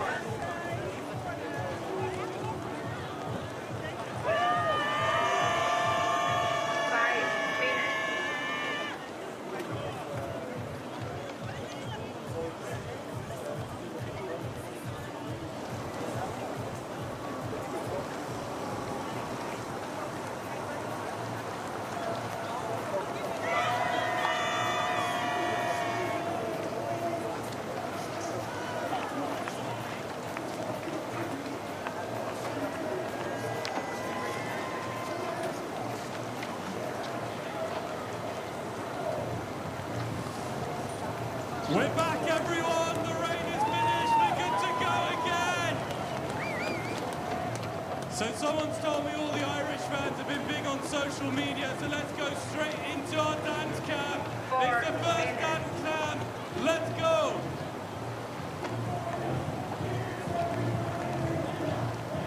Allez, mesdames et messieurs, la pluie elle est terminée. On va pouvoir reprendre dans quelques instants.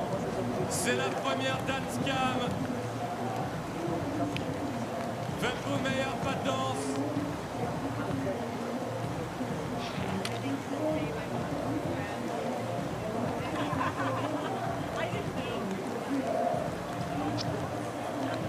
Raising start system.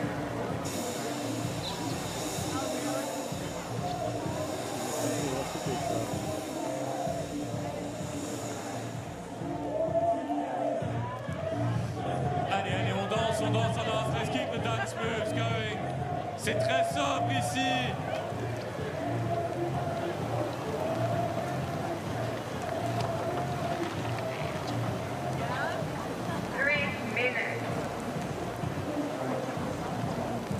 We are good to go again here at Versailles. The thunderstorm has passed. Racing will resume here on the opening day of the Paralympic Rowing Regatta at Paris 2024. Next boat category out on the water, the PR2 mixed double sculls. We're going to have two qualifying heats here.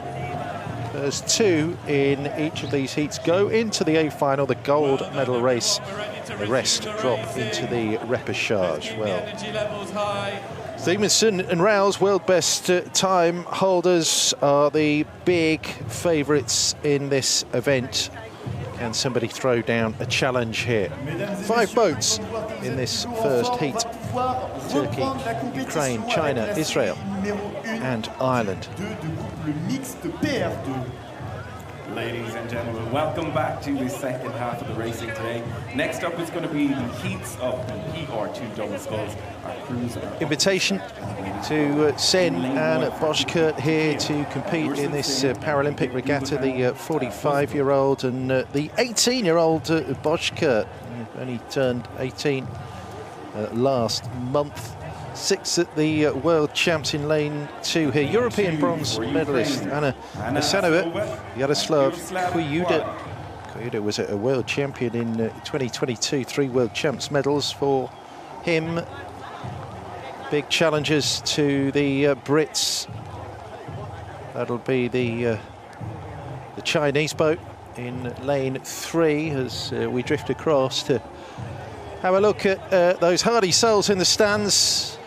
Please, they brought the wet weather gear. Liu Shuang and Zhijian Yang, bronze medalists from Tokyo, silver at the World Champs on the podium at all Paralympic rowing regattas, China in this boat division. Second at the final Paralympic qualifying regatta, Milfelder and Shaheen from Israel.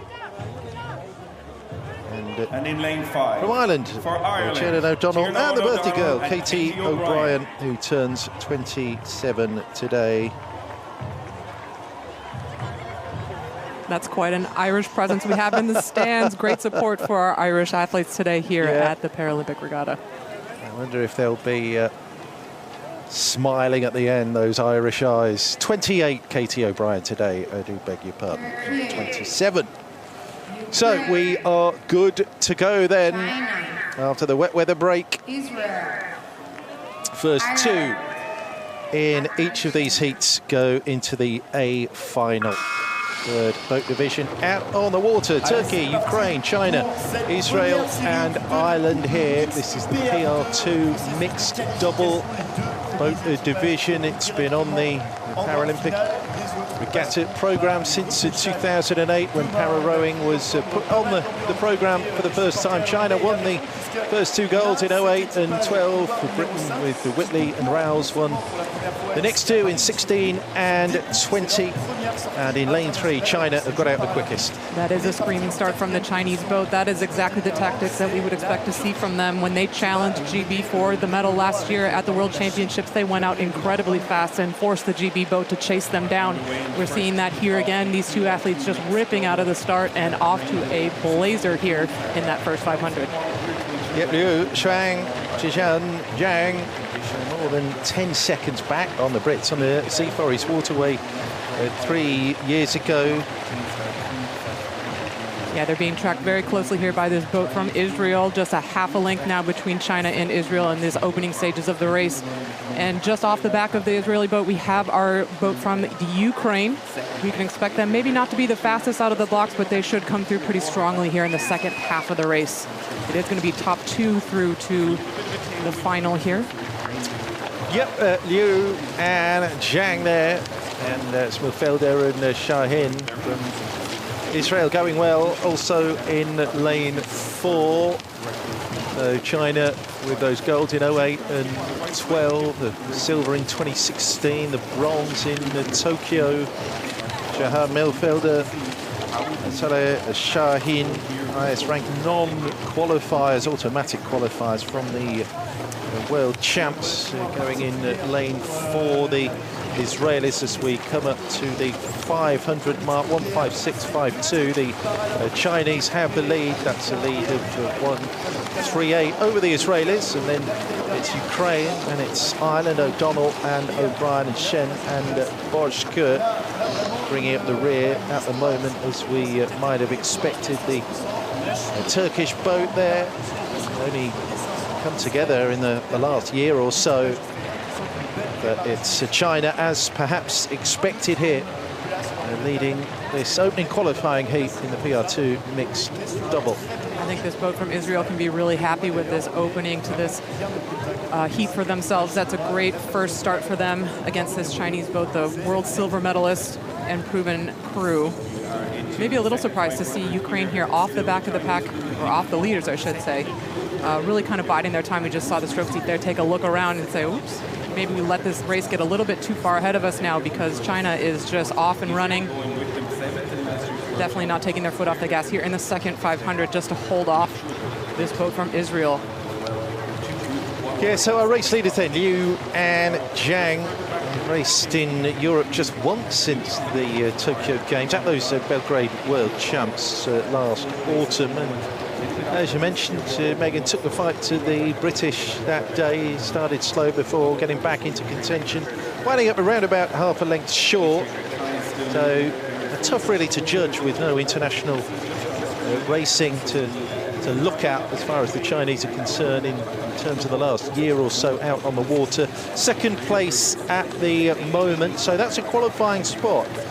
Milfelder and Shaheen duo, Sanova and Kyuda of Ukraine have any kind of fight in them in this second kilometre. It's going to be China from Israel at half race distance. Yeah, Israel still just maintaining that little bit of overlap between themselves and China. still chasing the Chinese leaders very hard here in the Israeli boat and opening up a big gap between themselves and the Ukraine.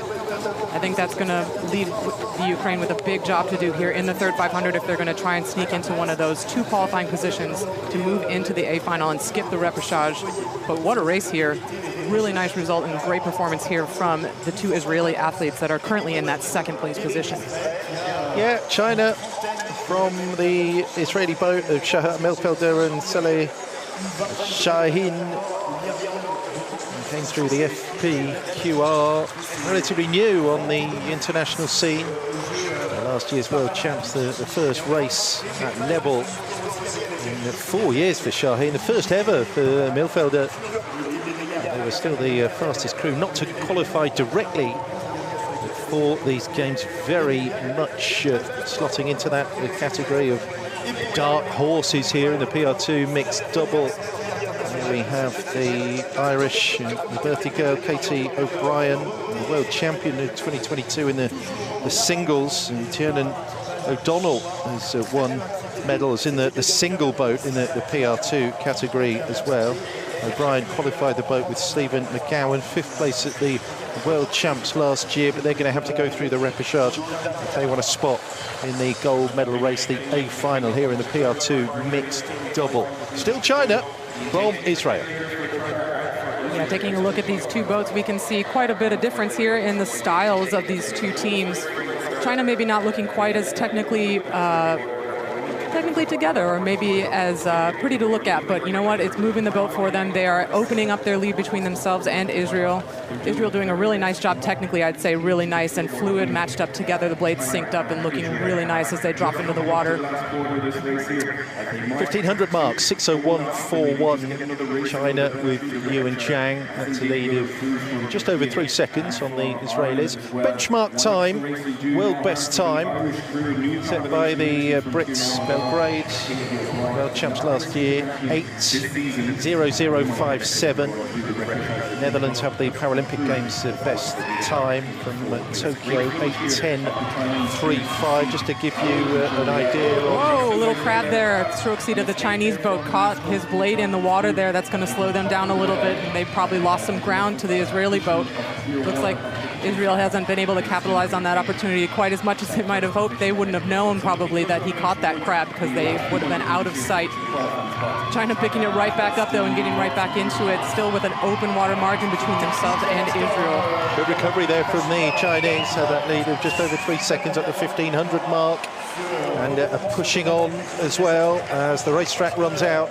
But Israel are going to qualify directly to the A final. The remainder drop into the repechage. This is the first of 2 heats in the PR2 mixed double sculls. This well-established boat division at the para rowing first on the programme, Beijing. China won the first 2 golds. Brits, Whitley and Rouse, who've taken over. Rouse next up with a new partner in this next heat, but China are really pulling out over the final stages of this race to establish a nice tidy margin over Milfelder and Shaheen. Caught that crab but recovered brilliantly and are going to win this qualifying heat from Israel. No reason to doubt the Chinese challenge to Britain, who will be the favourites in this event. And that's a quick time put down by the Chinese, just over 8 minutes, so just a few seconds outside of world's best in this opening heat. Yeah, it's taken 6 seconds off the Dutch mark from the Sea Forest Waterway. And we have another Paralympic Games best time set on the Versailles course on the opening day of the para rowing in Paris 2024. And there's a great reception here for Inertia Shen and Yves Boschke, who come home in last place in this race, but they all drop into the repechage. So confirmation there, 8:03.70 for China. Ukraine come in third, 8:43.38 outside the qualifying places. And you can hear the support come up from the stands as the Irish boat is coming across the line now. It does look like maybe they've shut it down here in order to save some energy for tomorrow, but big thumbs up and smiles from stroke seat Katie there. Just saying hello to her leprechaun fans there in the stands. Plenty of colour in the grandstands here. As Sen and Boskirk come in. Yeah, great first trip down the track for them. Our pair of first-time Paralympians here in the Turkish boat, and they are spent. Yeah. That's a big effort from them. These two barely breaking sweat by the looks of things. Liu and Zhang, world champ silver, bronze from Tokyo, straight into the gold medal race here at Paris 2024. Nice and tidy job done in a Paralympic Games best time as well of 8:03.70. And you can see China just getting right out of the blocks there, just immediately getting themselves into a great position here in the field. First few strokes and they're out to just a half a boat length right away. That's great power, great execution from them.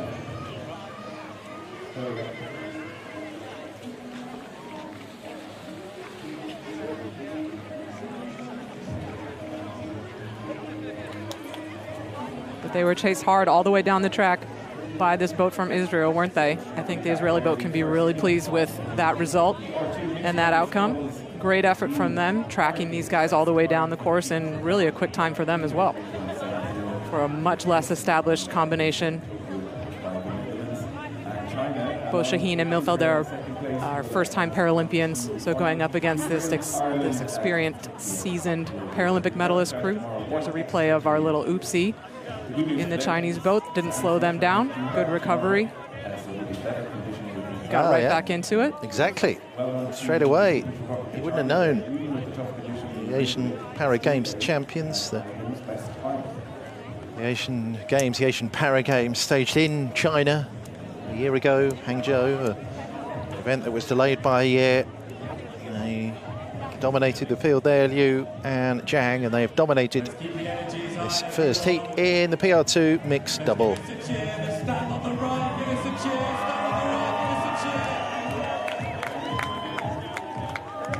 a great shot, isn't it?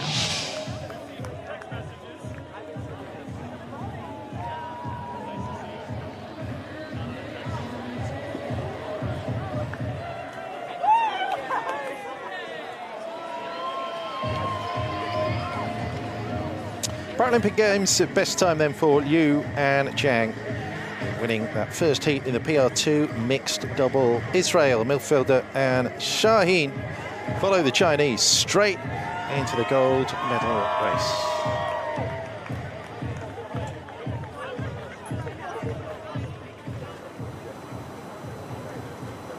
Racing start system. Let's head back up to the start line, 2 kilometers up the racetrack for the second heat in the PR2 mixed double sculls. So we're straight back to the action here with Heat 2 of the PR2 mixed double sculls coming up shortly. Netherlands, France, Poland, and the big race favourites, Rouse and Stevenson.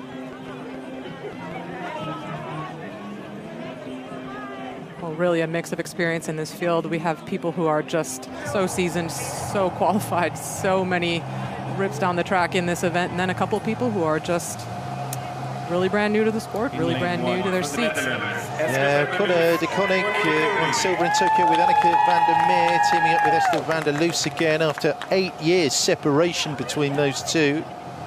Dabier and Bouge. France with big support in this race. Silver in 2012, bronze in 2016. Bouge and Tiffany Tardieu looking for more medals in this boat division. Jolanta Maika in her 5th Paralympics with Mikhail Godowski. They've been racing together since 2011. Bronze in the world champs. And what about these two? New partner in Greg Stevenson for Lauren Rouse, the Olympic champs, the world champs, the European champions. They are the overwhelming favourites. Rouse probably the the poster athlete, the poster girl for this boat class in its entirety, and has followed on a combination with Stevenson replacing Lawrence Whitley as Rouse's partner. So first two in this heat go through to the A final, where they will join the Chinese and the Israelis, finish 1 and 2. In that first heat, the rest will drop into the repechage. It's all about these two, the big favourites from Great Britain. Twice a Paralympic champion already, Lauren Rouse there in the bow seat. Won Rio and Tokyo with Lawrence Whitley. And has been with Greg Stevenson since the 2023 season.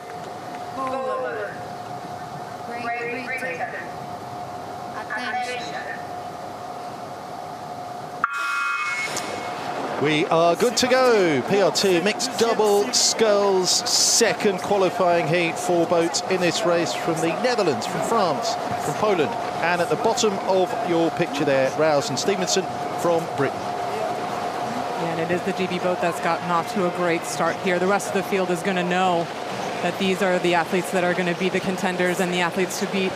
And it does look like France has an answer to that fast start from Great Britain. It is Bouge and Davier that are getting their bow out in front here in the first 100 meters. Great start from the French. Yeah, Pearl is just such an experienced athlete. You know, she's been around for such a long time. She's a 4-time Paralympian. And Benjamin, obviously, a great addition to her lineup here. He's actually a multi-time winter Paralympian who's come into para-rowing from Nordic skiing, para-Nordic skiing and para-biathlon. So a lot of endurance background in that athlete. Still learning about rowing and pacing a rowing race. We've seen him start very, very fast before and not be able to hold on to that pace. So we'll see how this race unfolds as they challenge Great Britain here in the early stages of the race. The extraordinary skill set possessed by Ben Davier there. Pyeongchang 2018 became the first French para-Nordic skier to win 5 medals at a single games. Extraordinary talent. And quite the foil now for Pearl Bouge, the QR winners, the 4th at the Euro champs, and a real challenge being thrown down here to Rouse and Stevenson as we come up to the first split, the 500 mark. All these races over 2 kilometres, 2,000, so we're going to change, isn't it, when we get to LA in a few years' time. But it's 2K racing we're enjoying here, and by the looks of things, they are just there, aren't they? Rouse and Stevenson, well, maybe not. Third of a second down on Davier and Bouge at the quarter race distance. A super race here being run by Benjamin Davier and Pearl Bouge of the host nation, France.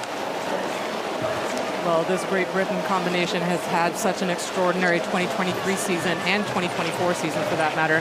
They're going to take a lot of confidence from the results that they've already built together, knowing that they're very flexible just about anywhere in the race, despite how new Greg Stevenson is to the sport and in that stroke seat in particular. It's such a tricky seat to row in the double. But he's done so well and has really just gotten in and made this boat go with his partner, Lauren Rolls, there in the bow seat. And they're just looking really confident in their rhythm here, knowing they're in one of those top 2 qualifying positions along with France. France doing a really good job here just to stay with the GB boat. Qualified in that world best time at the Belgrade World Champs last year, 8:00.57. Coming up to the 1-year anniversary of that race, actually 5th of September last year. Those World Champs in Serbia, used to winning. Lauren Rouse, Greg Stevenson, the 39-year-old who's come into the boat, the former Royal Engineer Commando, come through Davier and Bouge, Mr. Vanderloos and Colin de Koning. 3rd place, Micah and Godowski bringing up the rear, at least at the 500 mark there. 1:56.36 was the time at 500. The French still right up there. They're on the Brits.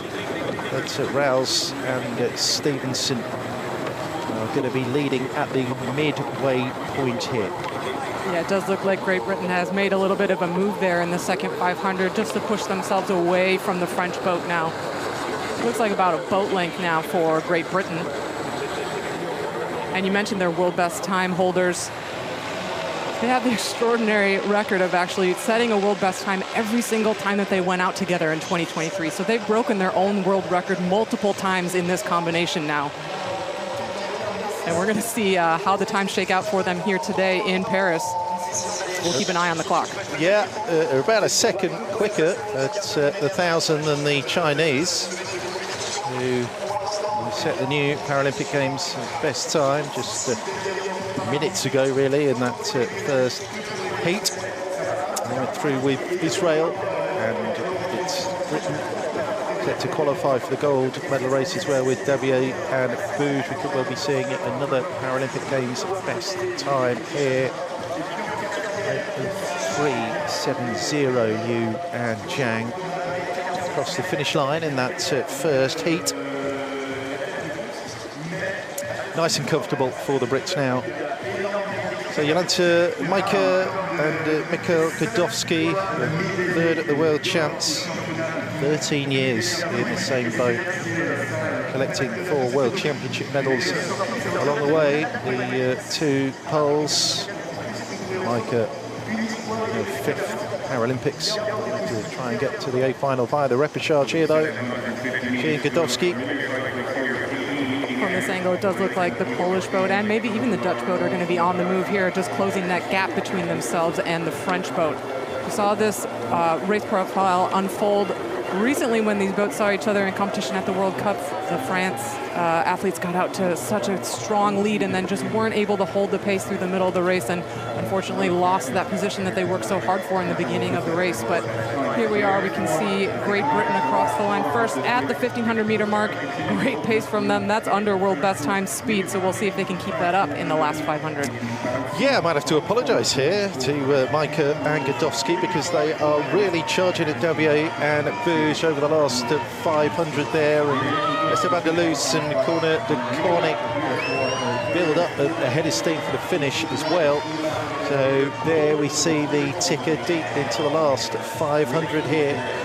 Britain on the left of your picture, Lauren Rouse and Greg Stevenson are doing the business, bringing it in again for Britain. We will indeed keep our eye on the clock. 8:00.57 world best time, Paralympic Games best time of 8:03.70 is coming under serious threat here. And we're going to be seeing the appearance of the Red Boys any moment now. Last 250. The French still holding second, but here come Poland. Yeah, it does look like the Polish boat is mounting a huge charge here in this last minute of racing, and it is going to be all on Bouge and Benjamin Davier to hold them off, because it does look like the Poles have taken the rate up and they are starting to eat into that lead that France has established and held for the whole race up to this point. And look, it's just down to a half a boat length between them. They have the power, they have the stamina. Majka and Godowski here, drifting past Davier and Bouge. And unless they can up it a bit, the French, it is they who will be trying to qualify for the gold medal race via the repechage. Majka and Godowski are bringing it though. 6th in Tokyo, 6th in Rio, 6th Beijing, 10th in London. Great palmares. And look at this time. Rouse and Stevenson have destroyed the world best time and the Paralympic Games best time. And that is absolutely magnificent again from the big race favourites. Lauren Rouse and Greg Stevenson. Can anyone get close to them here in this Paralympic regatta at Paris 2024? 7.56.92. Wow. That is a huge, huge effort from them. They're going to be real happy with that. Continuing their trend of holding on to that world best time and just setting new bars for themselves every time they're out on the water. Also a great execution of the perfectly timed race by the Polish boat there. Big high fives, happy faces there to come through so strongly in those closing meters of the race and take that second qualifying position straight to the A final. Yeah, Davier, Bouge, Luce and Connick will drop into the repechage. The French, well, they were second for so long but just faltered a little over the last 500. Rouse and Stevenson, 7.56.92. So they've taken 4 seconds off that world best time. They set themselves almost a year ago in winning the World Championship final in Belgrade. Looking really, really good again here, the Brits. Seamless as well in the transition from Whitley to Stevenson. Lauren Rouse, they have the formula and they have the answers. They have the speed and the power in destroying the field here in this heat in the PR2 mixed double.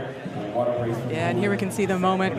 Just a little look over there from Micah, just looking over at the French boat as she knows that they're getting the advantage here in those final meters. So much chemistry and so much time together in the boat between these two. They knew they had it, and they moved right through and took advantage, grabbing that second qualification spot.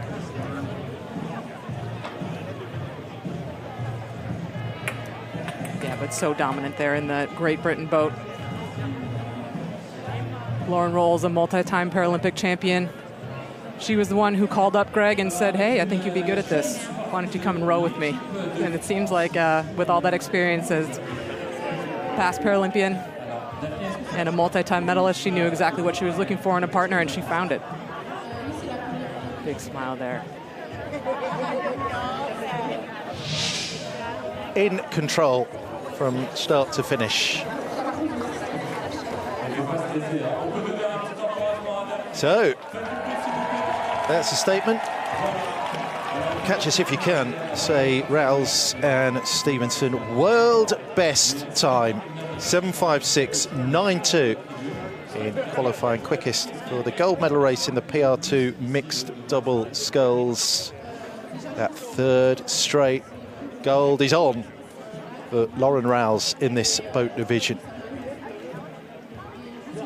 Poland go into the A final as well. Micah and Godowski and China and Israel. The 2 qualifiers from that first heat. The rest drop into the repechage. Ukraine, Turkey, France and Netherlands, with Ireland too as well. O'Donnell and O'Brien. Ça va, je te taquine Daphné. Daphné, merci beaucoup, on peut encore l'applaudir s'il vous plaît, Daphné. Voilà, s'il y a d'autres supporters qui sont tout seuls, qui veulent venir s'asseoir avec elle. Ben voilà, toi jeune homme, est-ce que tu passes un bon moment? Et qu'est-ce qui t'impressionne? Let's crack on with our next boat division, the PR3 mixed double sculls.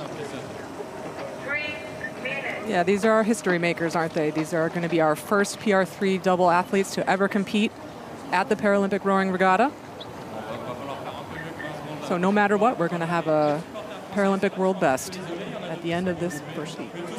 Yeah, a popular addition to the program. We've got 11 entries. And Schwager and Ayres from Australia, world best time, 7:07.02. That was set at the World Cup event in Italy, June of 2023. Top 5 qualified from the World Champs plus Continental Regatta winners. Thailand, USA, Australia, India, Ukraine and France. With the debut of this new event, the PR3 mixed double sculls, first heat underway shortly.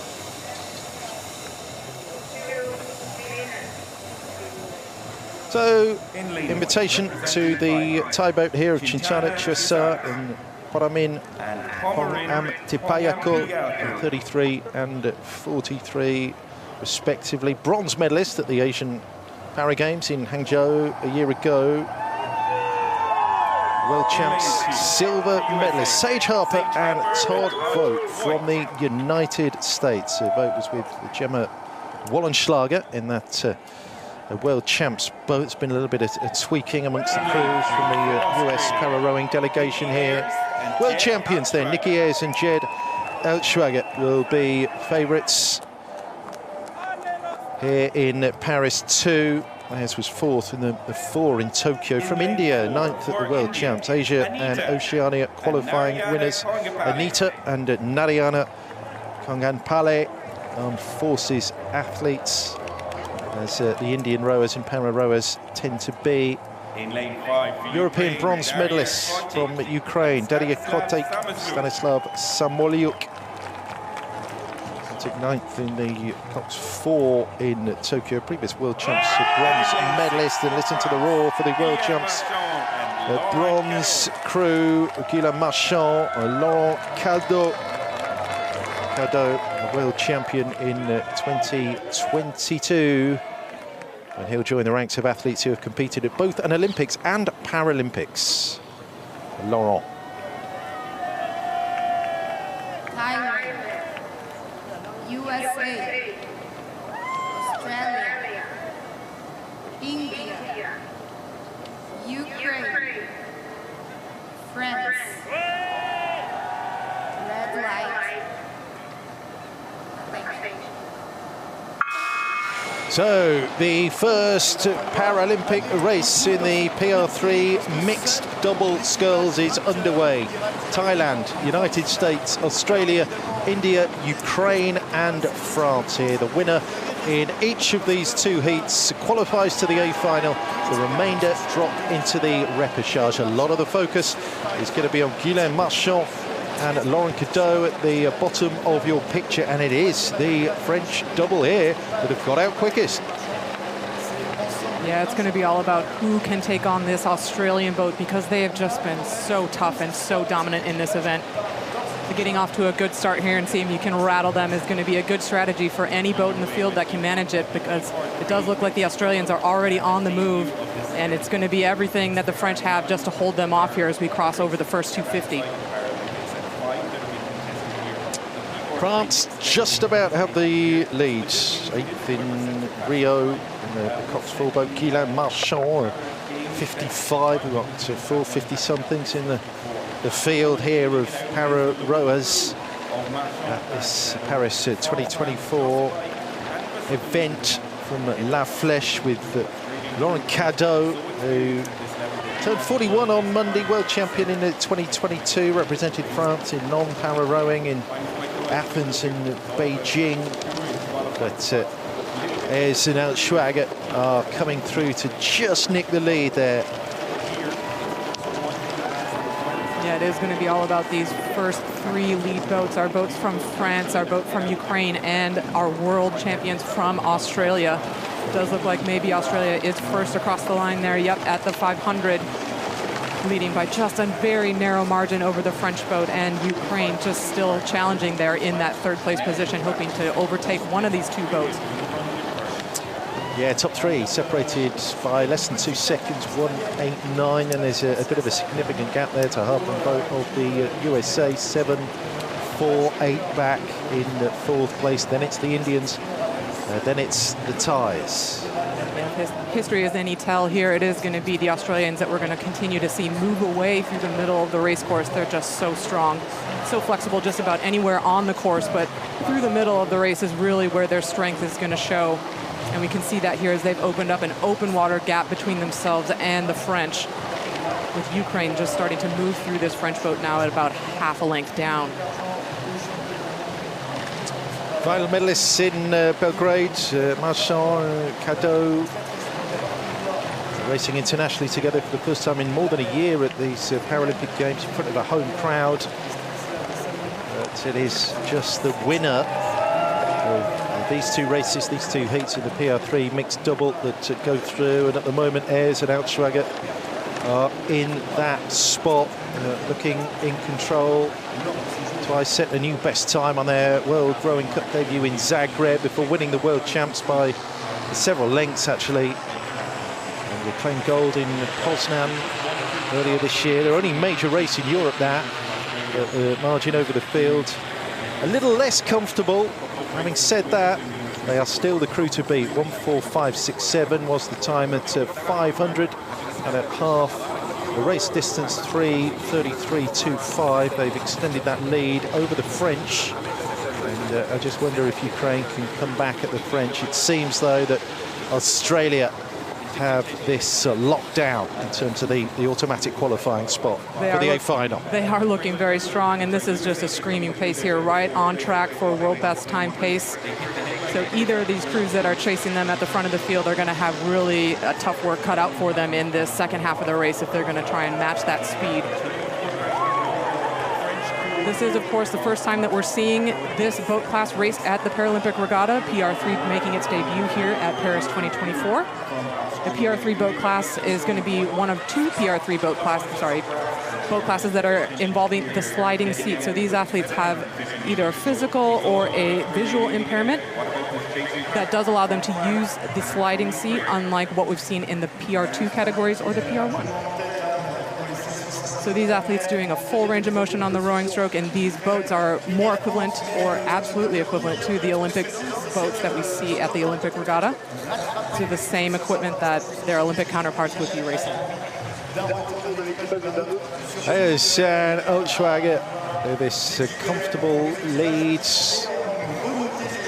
It's Cadigan, it's Samulier with 5 on the bow there, just coming past the French.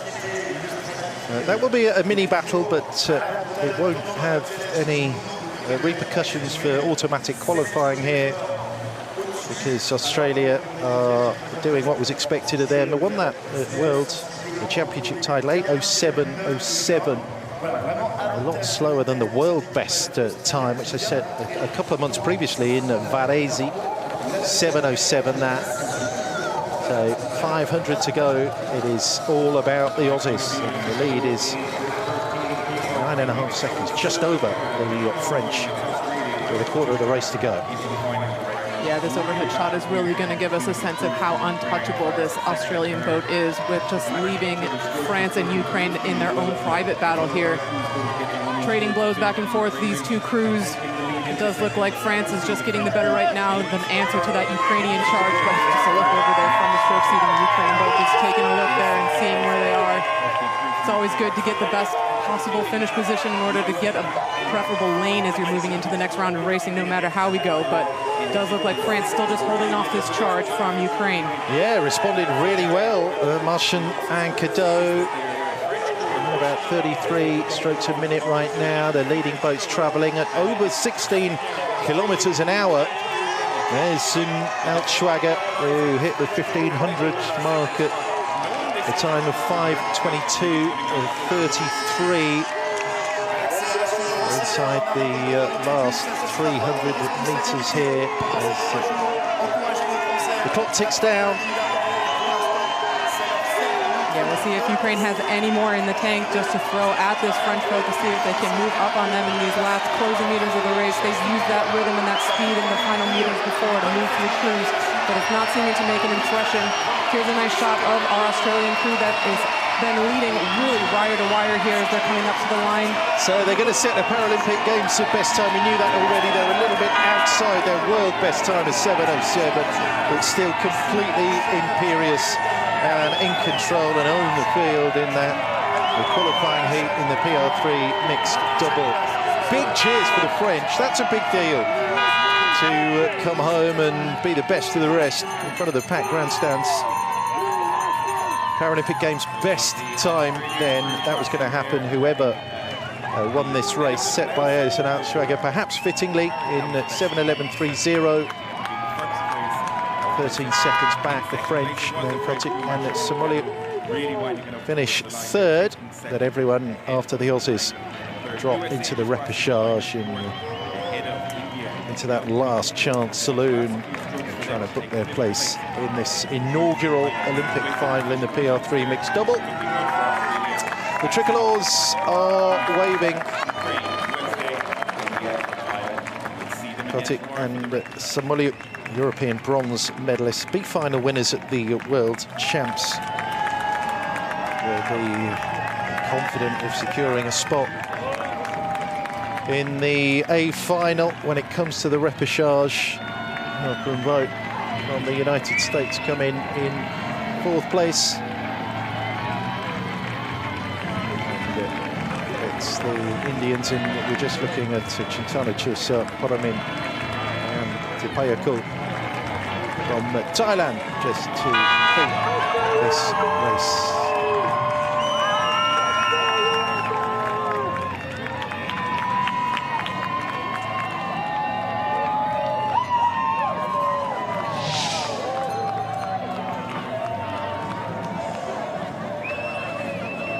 Went to form, really, didn't it? Yeah, it really did. I mean, we saw these two crews on the bottom of the picture just really throw everything at it off the start to try and rattle the Australians, but it was not to be. These two are just too good at what they do, and they just did what they rely on, their base speed through the middle of the race, pushed themselves into the lead and didn't look back.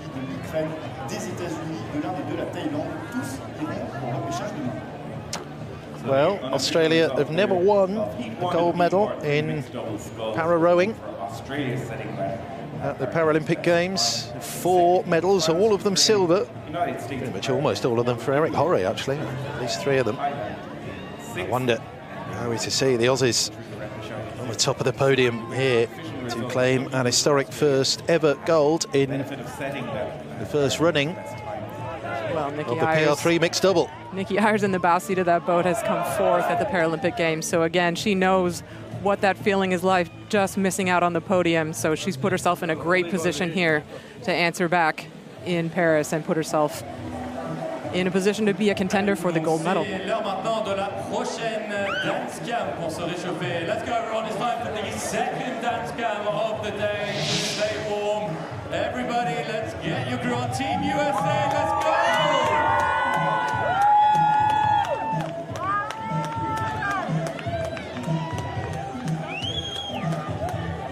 The crew from down under, out on top.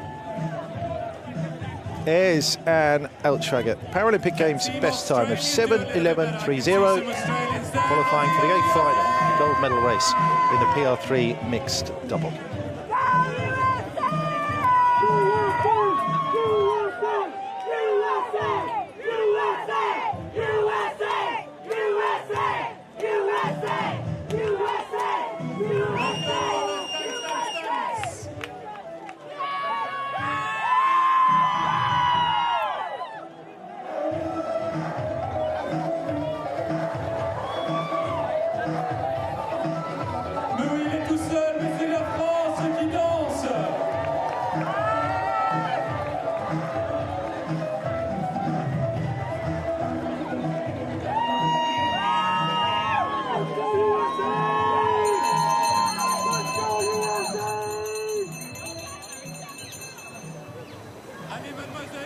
Back to the start line for the second heat in the PR3 mixed double. 5 boats in this race.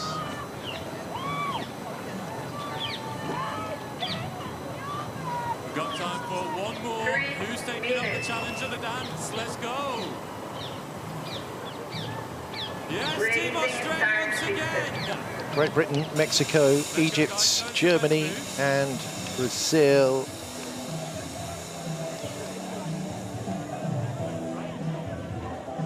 One of these crews will qualify directly for the A final. The remainder drop to the repechage. Merci beaucoup tout le monde. Thank you very much, everyone. Racing resumes in just a few moments. Let's go USA! Great Britain are the most successful nation in Paralympic rowing. 8 golds, a pair of bronzes, 10 medals all in. That's 4 better than any other nation can boast. The Chinese, I wonder if Sam Murray and Annabelle Caddick fancy joining the club. Just off the podium at the World Champs, the Brits, but European champions. 7:55 to 6. Murray and Caddick racing in lane 1 here. America's qualifying regatta winners Miguel Angel Nieto, Angeles Gutierrez from Mexico.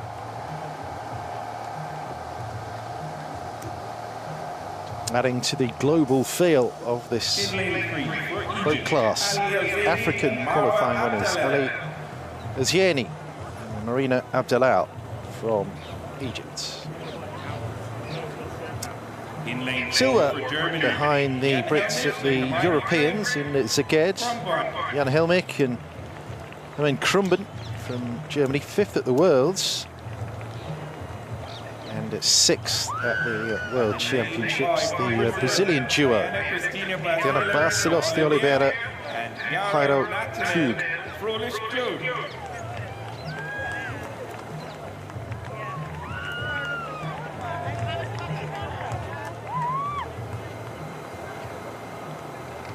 Quite Brazilian weather right now, but the Brazilian fans enjoying the start of the para rowing regatta. This is the first of 3 days racing at Versailles, northeast of Paris. We've had a little bit of a delay because of the weather. It's going to be really interesting to see how this field shapes up in this preliminary race. The majority of the athletes racing in this race are going to be first-time Paralympians, so their first time out here at the Paralympic Regatta.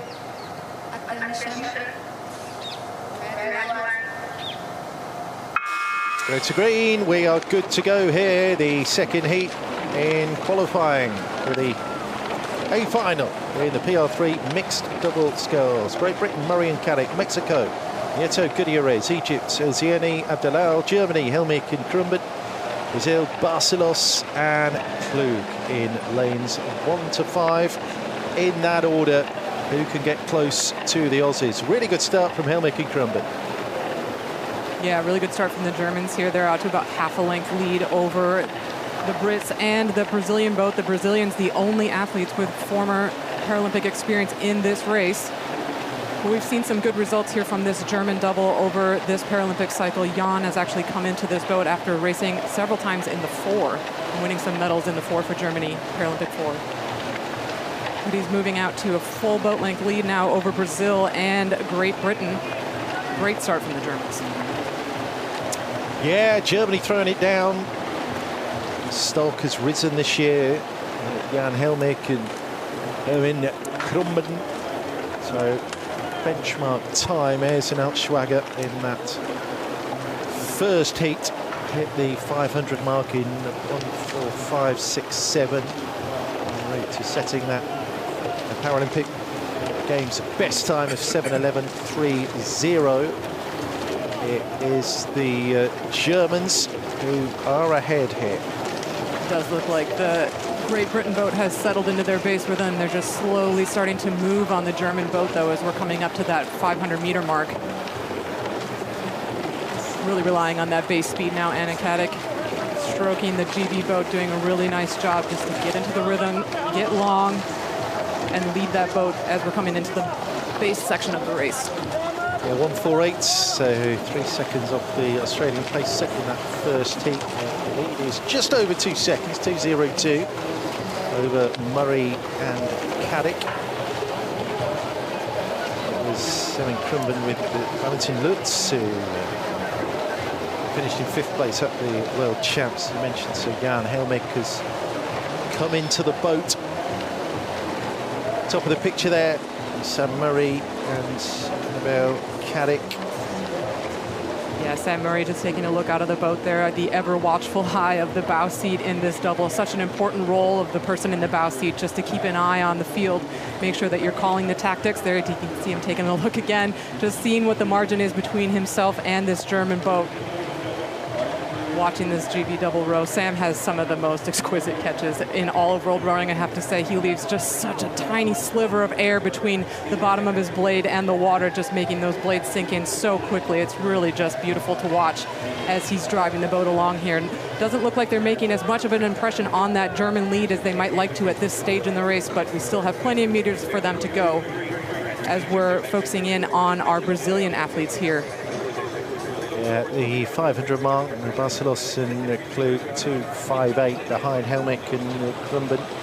10th in Tokyo, Diana in the Coxed 4 from the Flamengo club in Rio, based on the lagoon, which was the Olympic and Paralympic racetrack 8 years ago at those 2016 games.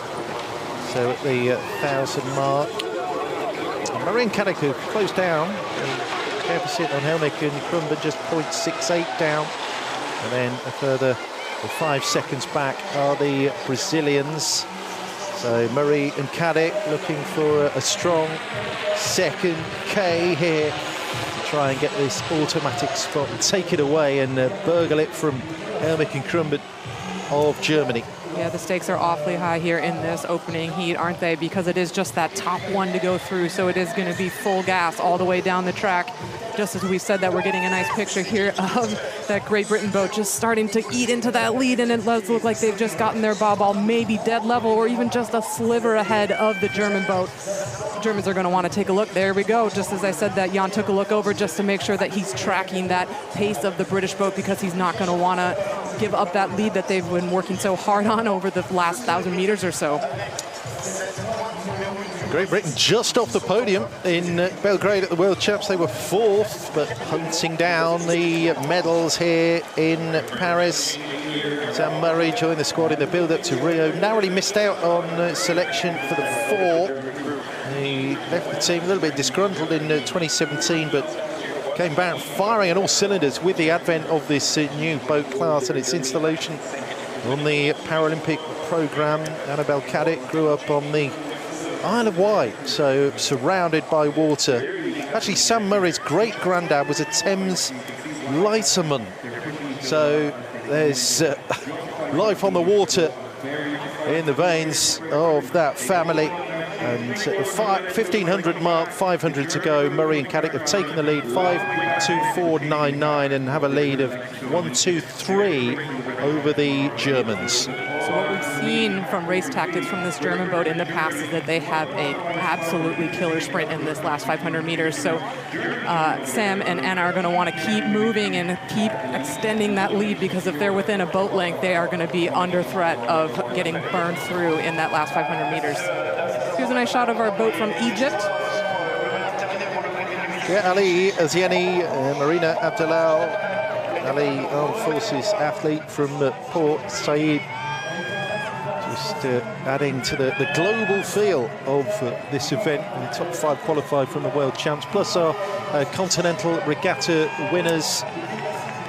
Just a reminder that this is the first time this boat division, the mixed double in the PR3 categorization, is on the Paralympic program. Now then, have Germany got a finish in them? Look at the ticker.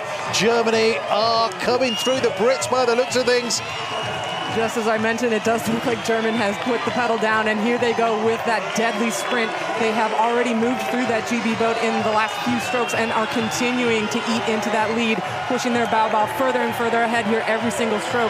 Great Britain is going to need to answer back right away here, otherwise they are under threat of losing that qualifying spot. Less than 100 meters to go, and Helmick and Krumben hit that pedal hard, and they are going to win here this second heat. It is just the race winner who goes through to the A final.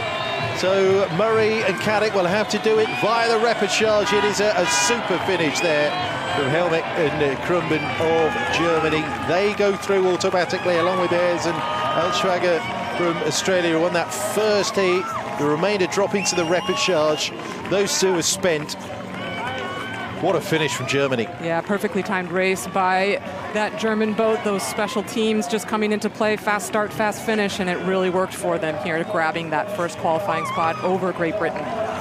And Murray and Caddick into the repechage. Brazil 2, Mexico also, and the Egyptians live to fight another day. Delighted, and no wonder Jan Helmick going Krumben. Heck of a finish to take down Murray and Caddick and go through automatically.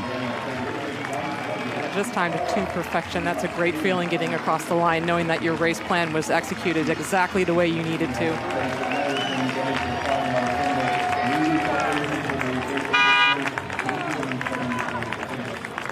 Yep, we have our final finishers then.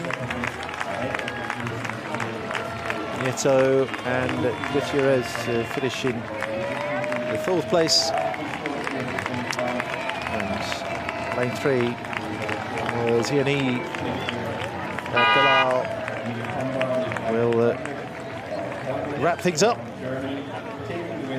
On to 9 down on race winners Helmick and Krumben.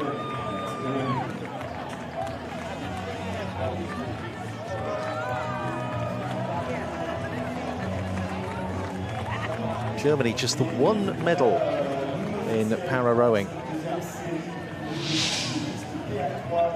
Silver. They finished in 7:12.07 there, the Germans. 1 million miles off Ayres and Altschwager's time of 7:11. No, very respectable time. Conditions have been fast for us all day today, so I think they can be pretty happy with that. Yeah, we've seen a number of Paralympic Games best time set on the racetrack here at Versailles. 4 of our boat classes down, 1 to go. Yeah, great tactics here from Anna Caddick and Sam Murray to try and overhaul this German boat, but that sprint and that last minute of racing was just too much for them. Germany, perfectly timed execution of the sprint, walked them right through into that qualifying spot for the final.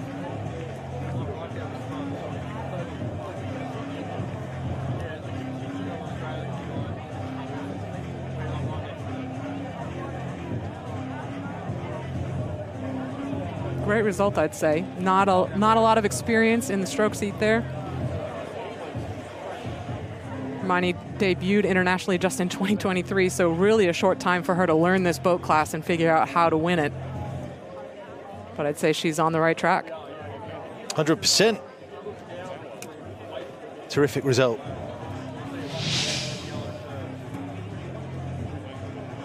(7:12.07), the winning time there for Jan Helmick and Herman Krumben in winning Heat 2 in the PR3 mixed double sculls.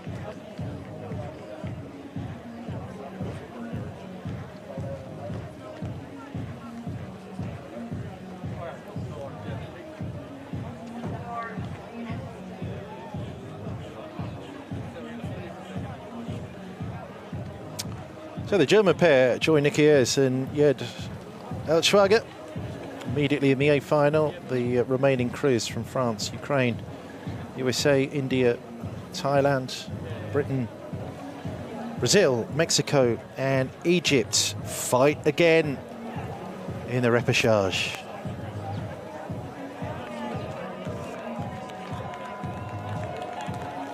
See just a little bit of breeze blowing all these flags on that beautiful walkway that leads up to the finish line tower here at the race course. But despite that little bit of breeze, the conditions really are just superb for rowing here at the Paralympic race course. Cannot ask for better water than this. 8 races down, 2 to go on the opening day of the Para Rowing Regatta at Paris 2024. As we turn our attentions now to the PR3 mixed Coxed 4.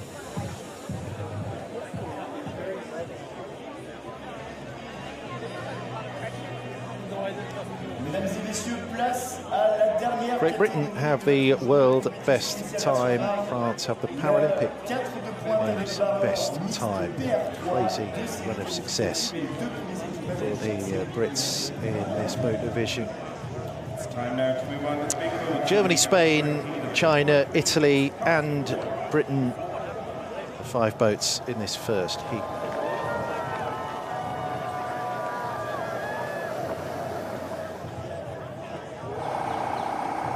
It is really going to be about seeing if anyone in this field can manage to mount a challenge against this British crew. Lachner Lutz, Lembeck and Marcin, world champs bronze. Lembeck and Marcin were in that boat in Belgrade, coxed by Inga Turner. Lane 1, first time Spaniards who qualified in this boat division. Benitez has a birthday today, 55. Pulido, Peña and Diaz in the boat 2, coxed by Leonor Garcia, who is just 20, Spanish cox. Asian Para Games champions from China. Lane 3, Wang, Zheng, Wu, and Jiang. Closest China have come to the medal in this boat. 4th, London 2012. Yu Li is the Coxed.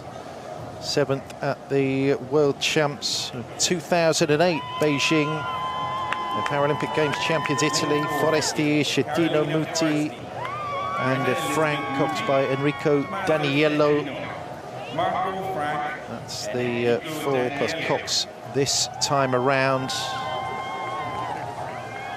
But Britain's PR3 mixed Cox 4 boat has an unbeaten record at major champs going back to 2011. This season's lineup features 2 defending champions in Gidra Rakaskaita and Cox Erin Kennedy. Frankie Allen, Ed Fuller and Josh O'Brien are the debutants. Germany, Spain, China, Italy, Great Britain. Attention, red light. The last boat division out on the water on the opening day of the Para Rowing Regatta at Paris 2024. This is the PR3 mixed Coxed 4s. So 2 heats here. First 2 in each of these heats qualify into the A final. Remainder drop into the repechage. Germany lane 1, Spain lane 2, China lane 3, Italy lane 4, and the overwhelming favourites and the crew that have won the last 3 golds, 2012, 2016 and 2020, Great Britain in lane 5. Yeah, so not always the fastest out of the blocks, that Great Britain crew, but they're just going to continue to move through the field here if history is any tell of how this race will unfold.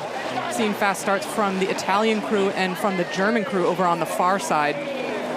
So we're going to anticipate that we're going to just watch this Great Britain crew go to work here as we get into the base rhythm and just start to move through the field. It does look like we're starting to see that already. You can see the rowers just lengthening out into that base racing pace in that Great Britain boat, and that length is just going to start to take them right through that Italian boat and through the German boat over on the top of the screen.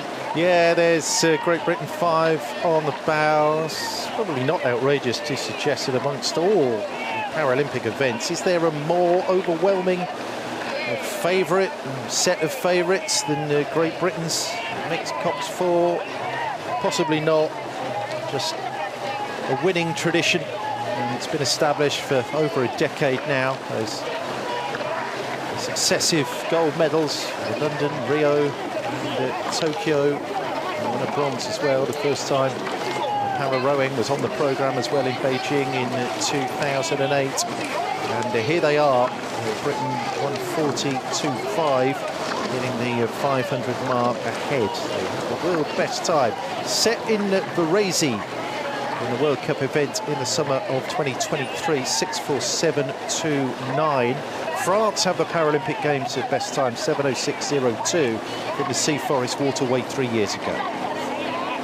That looks like a smile there on the face of the 2-seed. Gidra just doing really well there, just backing up her leaders in the stroke and the 3-seed, because she knows that she is out to almost a full boat length lead here over next closest challengers, Germany. The Italians doing well also to just maintain that overlap between themselves and the Germans on the other side of the course. Really like that rhythm there in the German boat, just looking really fluid and easy, doesn't it? Just floating right up to the front there and getting the blades right in to move right along. Coxon just taking a look out of the boat there just to see where everyone's at. Maybe not even almost able to see the Italian bow ball at this point because they've gotten themselves into a good position there in the German boat. Well, this boat division has delivered Germany its only para rowing medal, silver, in the waters of Eton Dorney in London 2012, a racetrack that sure has fond memories for the woman sitting beside me, Megan Calmo, and won an Olympic medal with the USA. London 2012 seems like a lifetime ago now, doesn't it? But Paris 2024 in the here and now with the Great Britain 3:22.00 at the 1,000-metre mark, half race distance, and the lead has been extended over Germany. Now the best part of 5 seconds. Italy in the third, then it's China, then it's Spain, but it's the top two who go through here to the A final. Yeah, that's a pretty tidy first 1,000 meters from this Great Britain boat. That does put them on pace to set a new world's best time. We're going to see, since they're not being pushed terribly hard by the rest of the field, whether or not they're going to keep this pace all the way through the full 2K. But Germany not going away yet. Does look like they're still just hanging on in there and pushing that Great Britain boat, not letting them take the foot off the gas at this point in the race, because charging hard in that third place position, hoping to challenge for one of those top two qualification spots, is this boat from Italy. We get that lovely overhead shot now. We can see our two boats in the field, the Italians and the Great Britain boat, both rowing a tandem rig. So they have that bucket rig there with two rowers with their oars on the same side of the boat, back to back there. You can see a nice picture of that there, the 3-seat and the 2-seat, both rowing on the port side. That is a pretty obvious visual demonstration of just how far ahead the Brits are. Germany set to claim the second qualifying spot going into the A final. Great Britain have won 8 gold medals down the years. That's precisely half of all the race events in the history of para rowing at the Paralympic Games. So good. 1,500 metres and 500 to go. 5:03.21. The lead is 8.86 over Germany, who've pushed out. They have a lead themselves, the Germans, of 5 seconds over the Italians. So Great Britain and Germany all set to punch that ticket into the gold medal race. Yeah, Great Britain still doing a nice job with the pace here. They're still under world best time pace at the 1,500 meter mark, so we'll see what they decide to do with this last 500 meters, see how far they're going to push the pace and the time, given that they have just such a large gap between themselves and the rest of the field. But here we get that nice rear view that we can get their kind of sense of what the athletes in that Great Britain boat might be seeing as the rest of the field just falls back behind them. Really out in front and in command of this race. So dominant and really the overwhelming favorites, as we've already said, in this race at this regatta. Yeah, won the Euros earlier this year by 13 seconds, the Brits. They won World Rowing Cup 3 in Poznan by 6 seconds. Britannia really does rule the waves in this boat division, and it would be a major, major surprise if this crew doesn't add and further this glorious winning sequence here in Paris 2024. Just compare 6:47.29, the world best time. Britain are going to destroy their own mark here. There they go, Ed Fuller, Josh O'Brien, Giger Braskiskaute, and Frankie Allen, led by Aaron Kennedy across the line there with a new world's best time, breaking their own record for what must be several times in a row now. Over. They've done so much for this event and have been so dominant for so long. Really big statement from them in this opening race here of the PR3 mixed Coxed 4. And Germany comes through in second place. So they go into the A final as well, but have ended up 13 seconds down on the Brits. Italy, China and Spain will have to do it all again in 24 hours time in the repechage. No one able to hold a candle still anywhere near the Brits.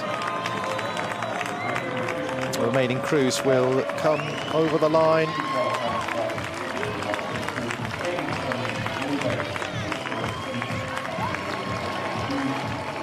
Here's our Spanish crew coming across the line. They'll be looking forward to the repechage tomorrow. Yeah.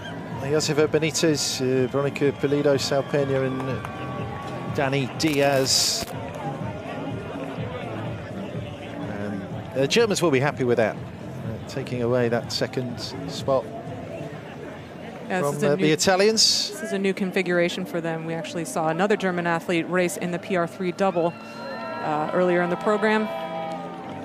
Jan Helmich used to be a longtime member of this crew, and he's moved into that double, so it's going to be interesting to see how Germany continues to contend for medals without Jan in the boat.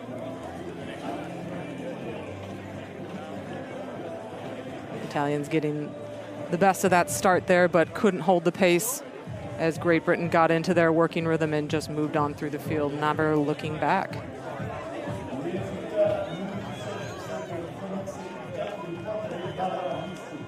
And Germany doing a good job just continually working through that Italian boat through the middle of the race, getting themselves solidly into that second place position and earning themselves a direct route to the final. Yeah, and we'll have our next two straight through from this second heat, which is the last race of the opening day of the Para Rowing Regatta at Paris 2024.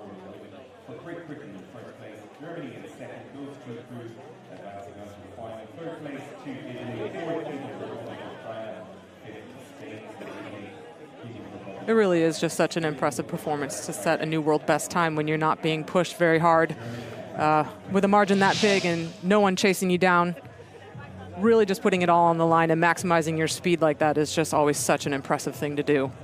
And to do it at the Paralympics on the biggest stage, just really awesome stuff. Yeah, and they've smashed that Paralympic best time as well by 23 seconds set by the French Sea Forest Waterway, and beaten their own world best time by 4 seconds. 6:43.68, Great Britain safely through, joined by Germany.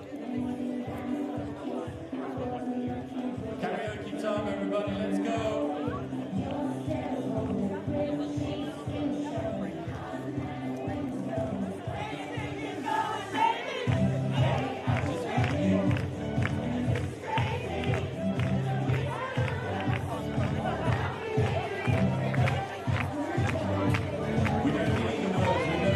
Well, crew in this next heat expected to seriously challenge the Brits from the United States, the world champs, silver medalists. They'll go in lane 5. The Italians happy enough and enjoy more racing. And the Aussies in this race too.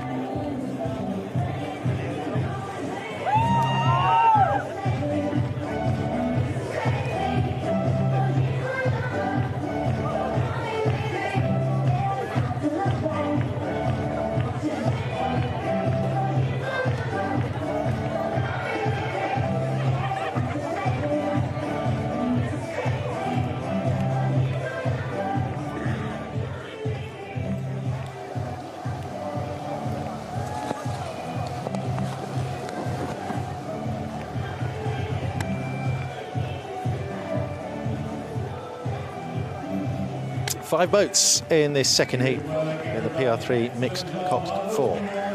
Dernière course du jour maintenant, last race of the day coming right up.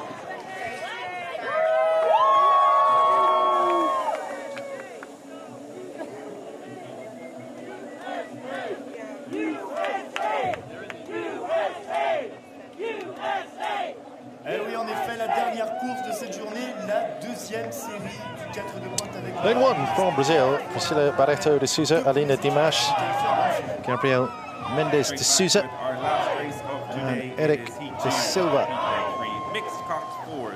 Juscelino de Silva is the cox of the Brazilian boat. For Brazil, Priscila Barreto de Souza, Alina Dimas, Gabriel Mendes de Souza, Eric Matthias de Silva Lima, and Juscelino de Silva.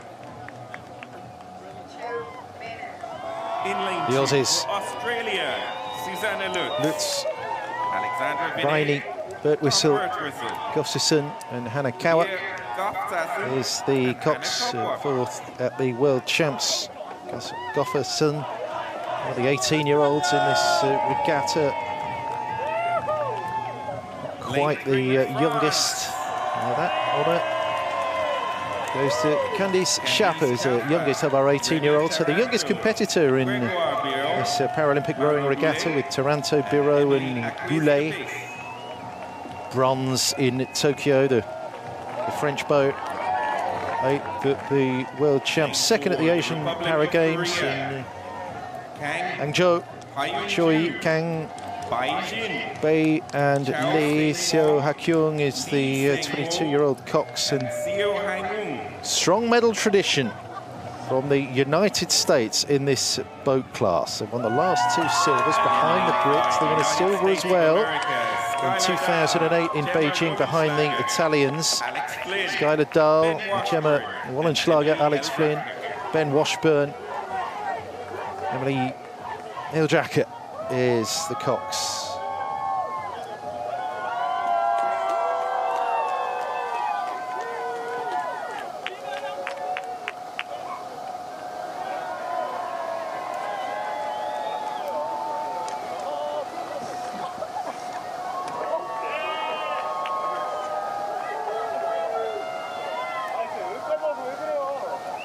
Brazil, Australia, France, Korea, USA, attention, red light. Hold on to your hats. The fastest 2 in this race will qualify directly to the A final. In the PR3 mixed Coxed 4, we have Brazil, Australia, France, Korea, and the United States in lane 5. What are you expecting from the Americans here, Megan?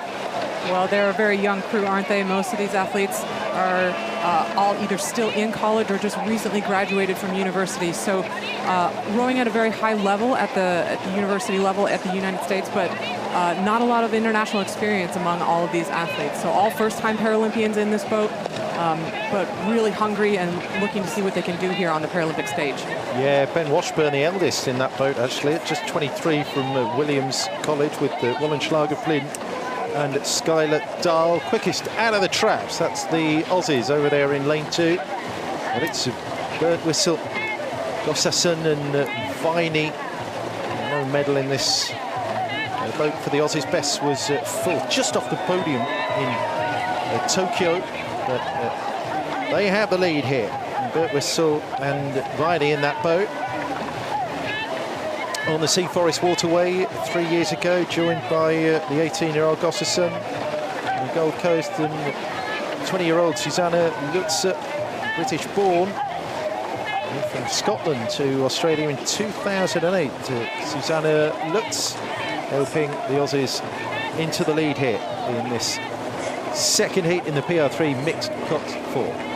Yeah, so the Aussies just not really managing to find their way up onto the podium this Paralympic cycle, but they brought in a new stroke seat into Tobias Gustafsson, hoping to just find some more leadership and maybe some more power to add to that boat and see if they can just find a way to manage to overhaul some of these other more consistent medal crews and find their way up onto the podium. It does look like it's working for them at the moment. They are leading this field. Strong challenges coming from France and from the United States. The U.S. definitely not the fastest out of the blocks, but we're going to see them be, I think, pretty consistent through the middle of the race course. They are starting to eat into that Australian lead. France chasing hard there in the middle of the race course as well. 36 strokes a minute for the United States, and just about the quickest boat out there on the water. just over 17 kilometers an hour. And coming through the Aussies to take the lead. World champs at silver medal crew, those 3 silvers in this boat division, all the way back to 2008 in Beijing. And it's certainly the medal conversation. It's difficult really to see where a genuine challenge to the Brits is going to come from. But the United States have pushed out to what is approaching a boat length lead here over the Australians. Yeah, the U.S. just being the perennial silver medalist to the Great Britain boat. They're going to be looking to establish their dominance here in this opening heat of the PR3 mixed 4s. And it looks like it is shaping up to be that way for them as they're moving through that Australian boat. France still hanging in there with some overlap on the Aussies as we're coming up to the 1K, but it is the United States that are going to show first with almost a full boat length now over the rest of the field. Yeah, moved up from second at the 500, pulling past the Aussies have a lead of 2.53 over Australia at a mid-race distance, 1,000 metres. Then it's France 3.78 back.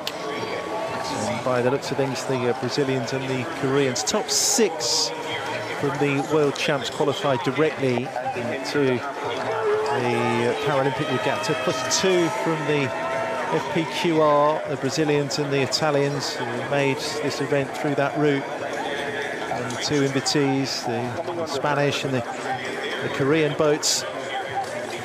United States 3.26.71 then with the lead at the 1,000-metre mark and threatening to push out for a comfortable lockdown qualified spot here. First 2 go into the gold medal race. They would join Great Britain and Germany, who occupy positions 1 and 2 from the first heat. Yeah, strong tradition in this boat for France. They are the returning Tokyo bronze medalists. They have 2 athletes back from that crew. And that experience is starting to show here as they're just moving through this Australian boat so steadily in the middle of the race course. It does look like they're just about ready to come even here in the next few strokes. France putting on a really strong move through the middle, being led by stroke seat Margot Boulet. She only came to the sport in 2019, but she's been such a fixture in the stroke seat for this French crew, doing so well just to lead the crew through the middle of the race. It's such a tough part of the race, this 2K. This is where it's really starting to burn and things are really, you really just want to shut everything down, but you just have to keep pushing through. And it's so important to have someone that is just tough like Margot in the stroke seat, because this is where races can be so easily decided. And it does look like the margin is just razor thin between France and Australia, and it's going to really come down to the last 500 meters to decide this final qualification spot between these 2 crews, Australia and France. Yeah, joining the United States, who have this locked away, the race win. It would be wonderful for the French if they can bring some cheer to the crowds. Those returning bronze medalists, Remy Taranto and Margot Boulet, with Grégoire Bureau and Candice Chaffet, the youngest competitor in the para-rowing regatta, full stop in this boat. He only debuted at the European Champs this year in Szeged. They just about have it, but it's that close. France from Australia to qualify directly for the A final. Yeah, what a sensational first rip down the track for the young athlete in the bow seat of that French boat. Wow, just moving through their competitors from the Australian boat on their left. It just takes so much maturity and poise and so much leadership in the boat to handle a high-pressure situation like that. But here we go. It does look like these 2 crews might actually be closing the gap between themselves and the United States, but it does look like the USA is still going to hold on to that first qualification spot. France just holding on to that second spot by just a tiny margin now as Australia is answering back. So it's going to be the USA going directly through to the A final. Stroke for stroke, do the Aussies have that extra power at the end? It's so close here for the second automatic spot in the gold medal race. France just about have it, don't they? Oh, it's going to be close, but it is going to be formidable for France, coming home in second spot to go directly through to the A final in the PR3 mixed Coxed for the bronze medal boat from Tokyo, joining the silver medal boat from the Sea Forest Waterway, the United States, going straight through to have a crack at the Brits in the A final. Yeah, what a great race that ended up being there for that second qualification spot between Australia and France. It really just came down to the last few strokes, and France just timed the race perfectly to keep themselves in front when it really counted. A little bit of disappointment there in the Australian boat, but they will live to see another day. Another rip down the track for them tomorrow in the repechage for a chance to make it to the A final. Yeah, you would think that the Aussies will be in a strong contention for the qualification via the repechage route. But no messing around from the USA and from France, had it by just over half a second in the end from the Aussies. They had that stamina, the French. And that's a really popular way to round out the opening day's racing at the Paralympic Rowing Regatta here at Versailles. A wonderful finish there from Candice Chaffet, Remy Taranto, Grégoire Bureau, Margot Boulet. Coxed by Emily. Qui se passe? USA were strong. 6:57.18. That's a race winning time from the Americans. Fantastic surge for the finish in second. Australia in third, ahead of Brazil and the Republic of Korea. Australia, Brazil.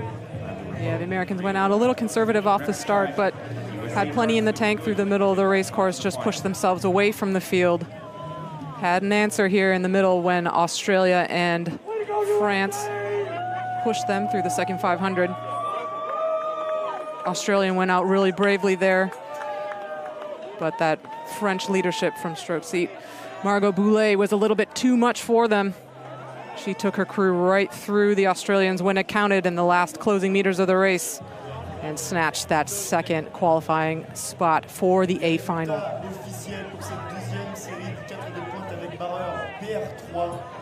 Les États-Unis d'Amérique donc qui confirment grande finale avec la France, premier et deuxième.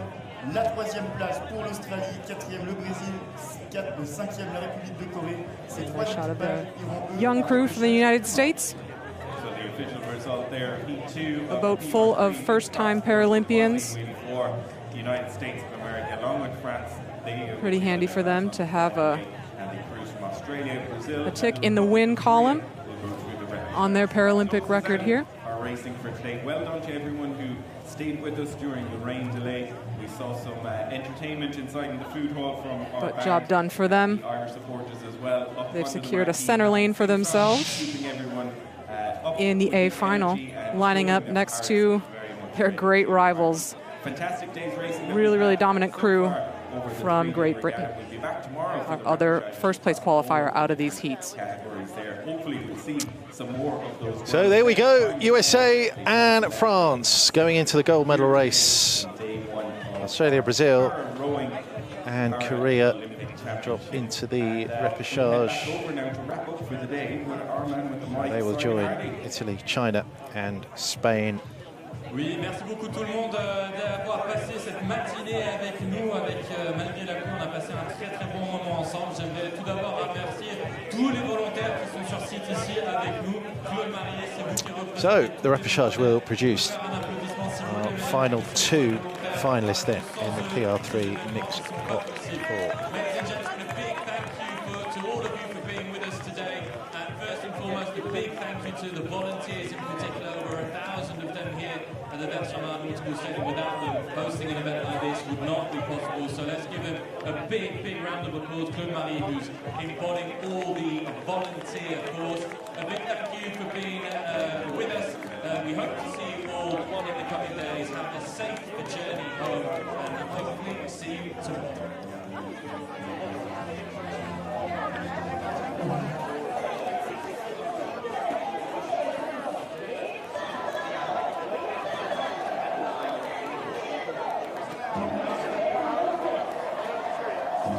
So that wraps up our opening day's racing here at the Para Rowing Regatta Paris 2024. Bit of a rain delay, didn't dampen any spirits though. We've had some full throttle racing. 3 Paralympic Games times, or best Paralympic Games best time set, 2 world best time set. This is going to be a cracking regatta. It really is here at the Versailles Nautical Stadium.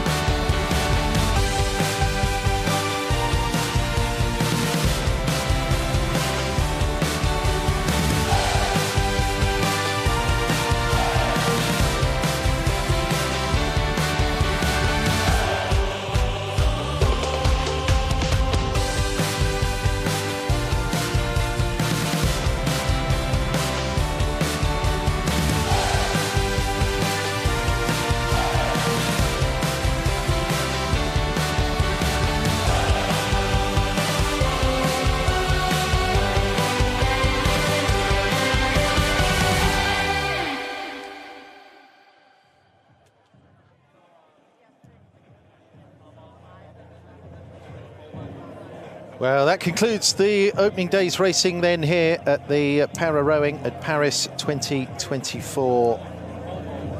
Bit of a rain delay in the middle of it all, but we soon got the programme completes the heats. When we resume, 24 hours from now, it'll be the repechage races in our 5 boat divisions.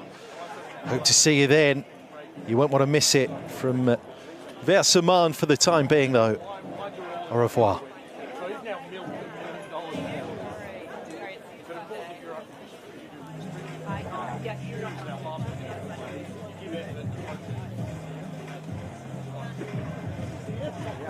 Yeah.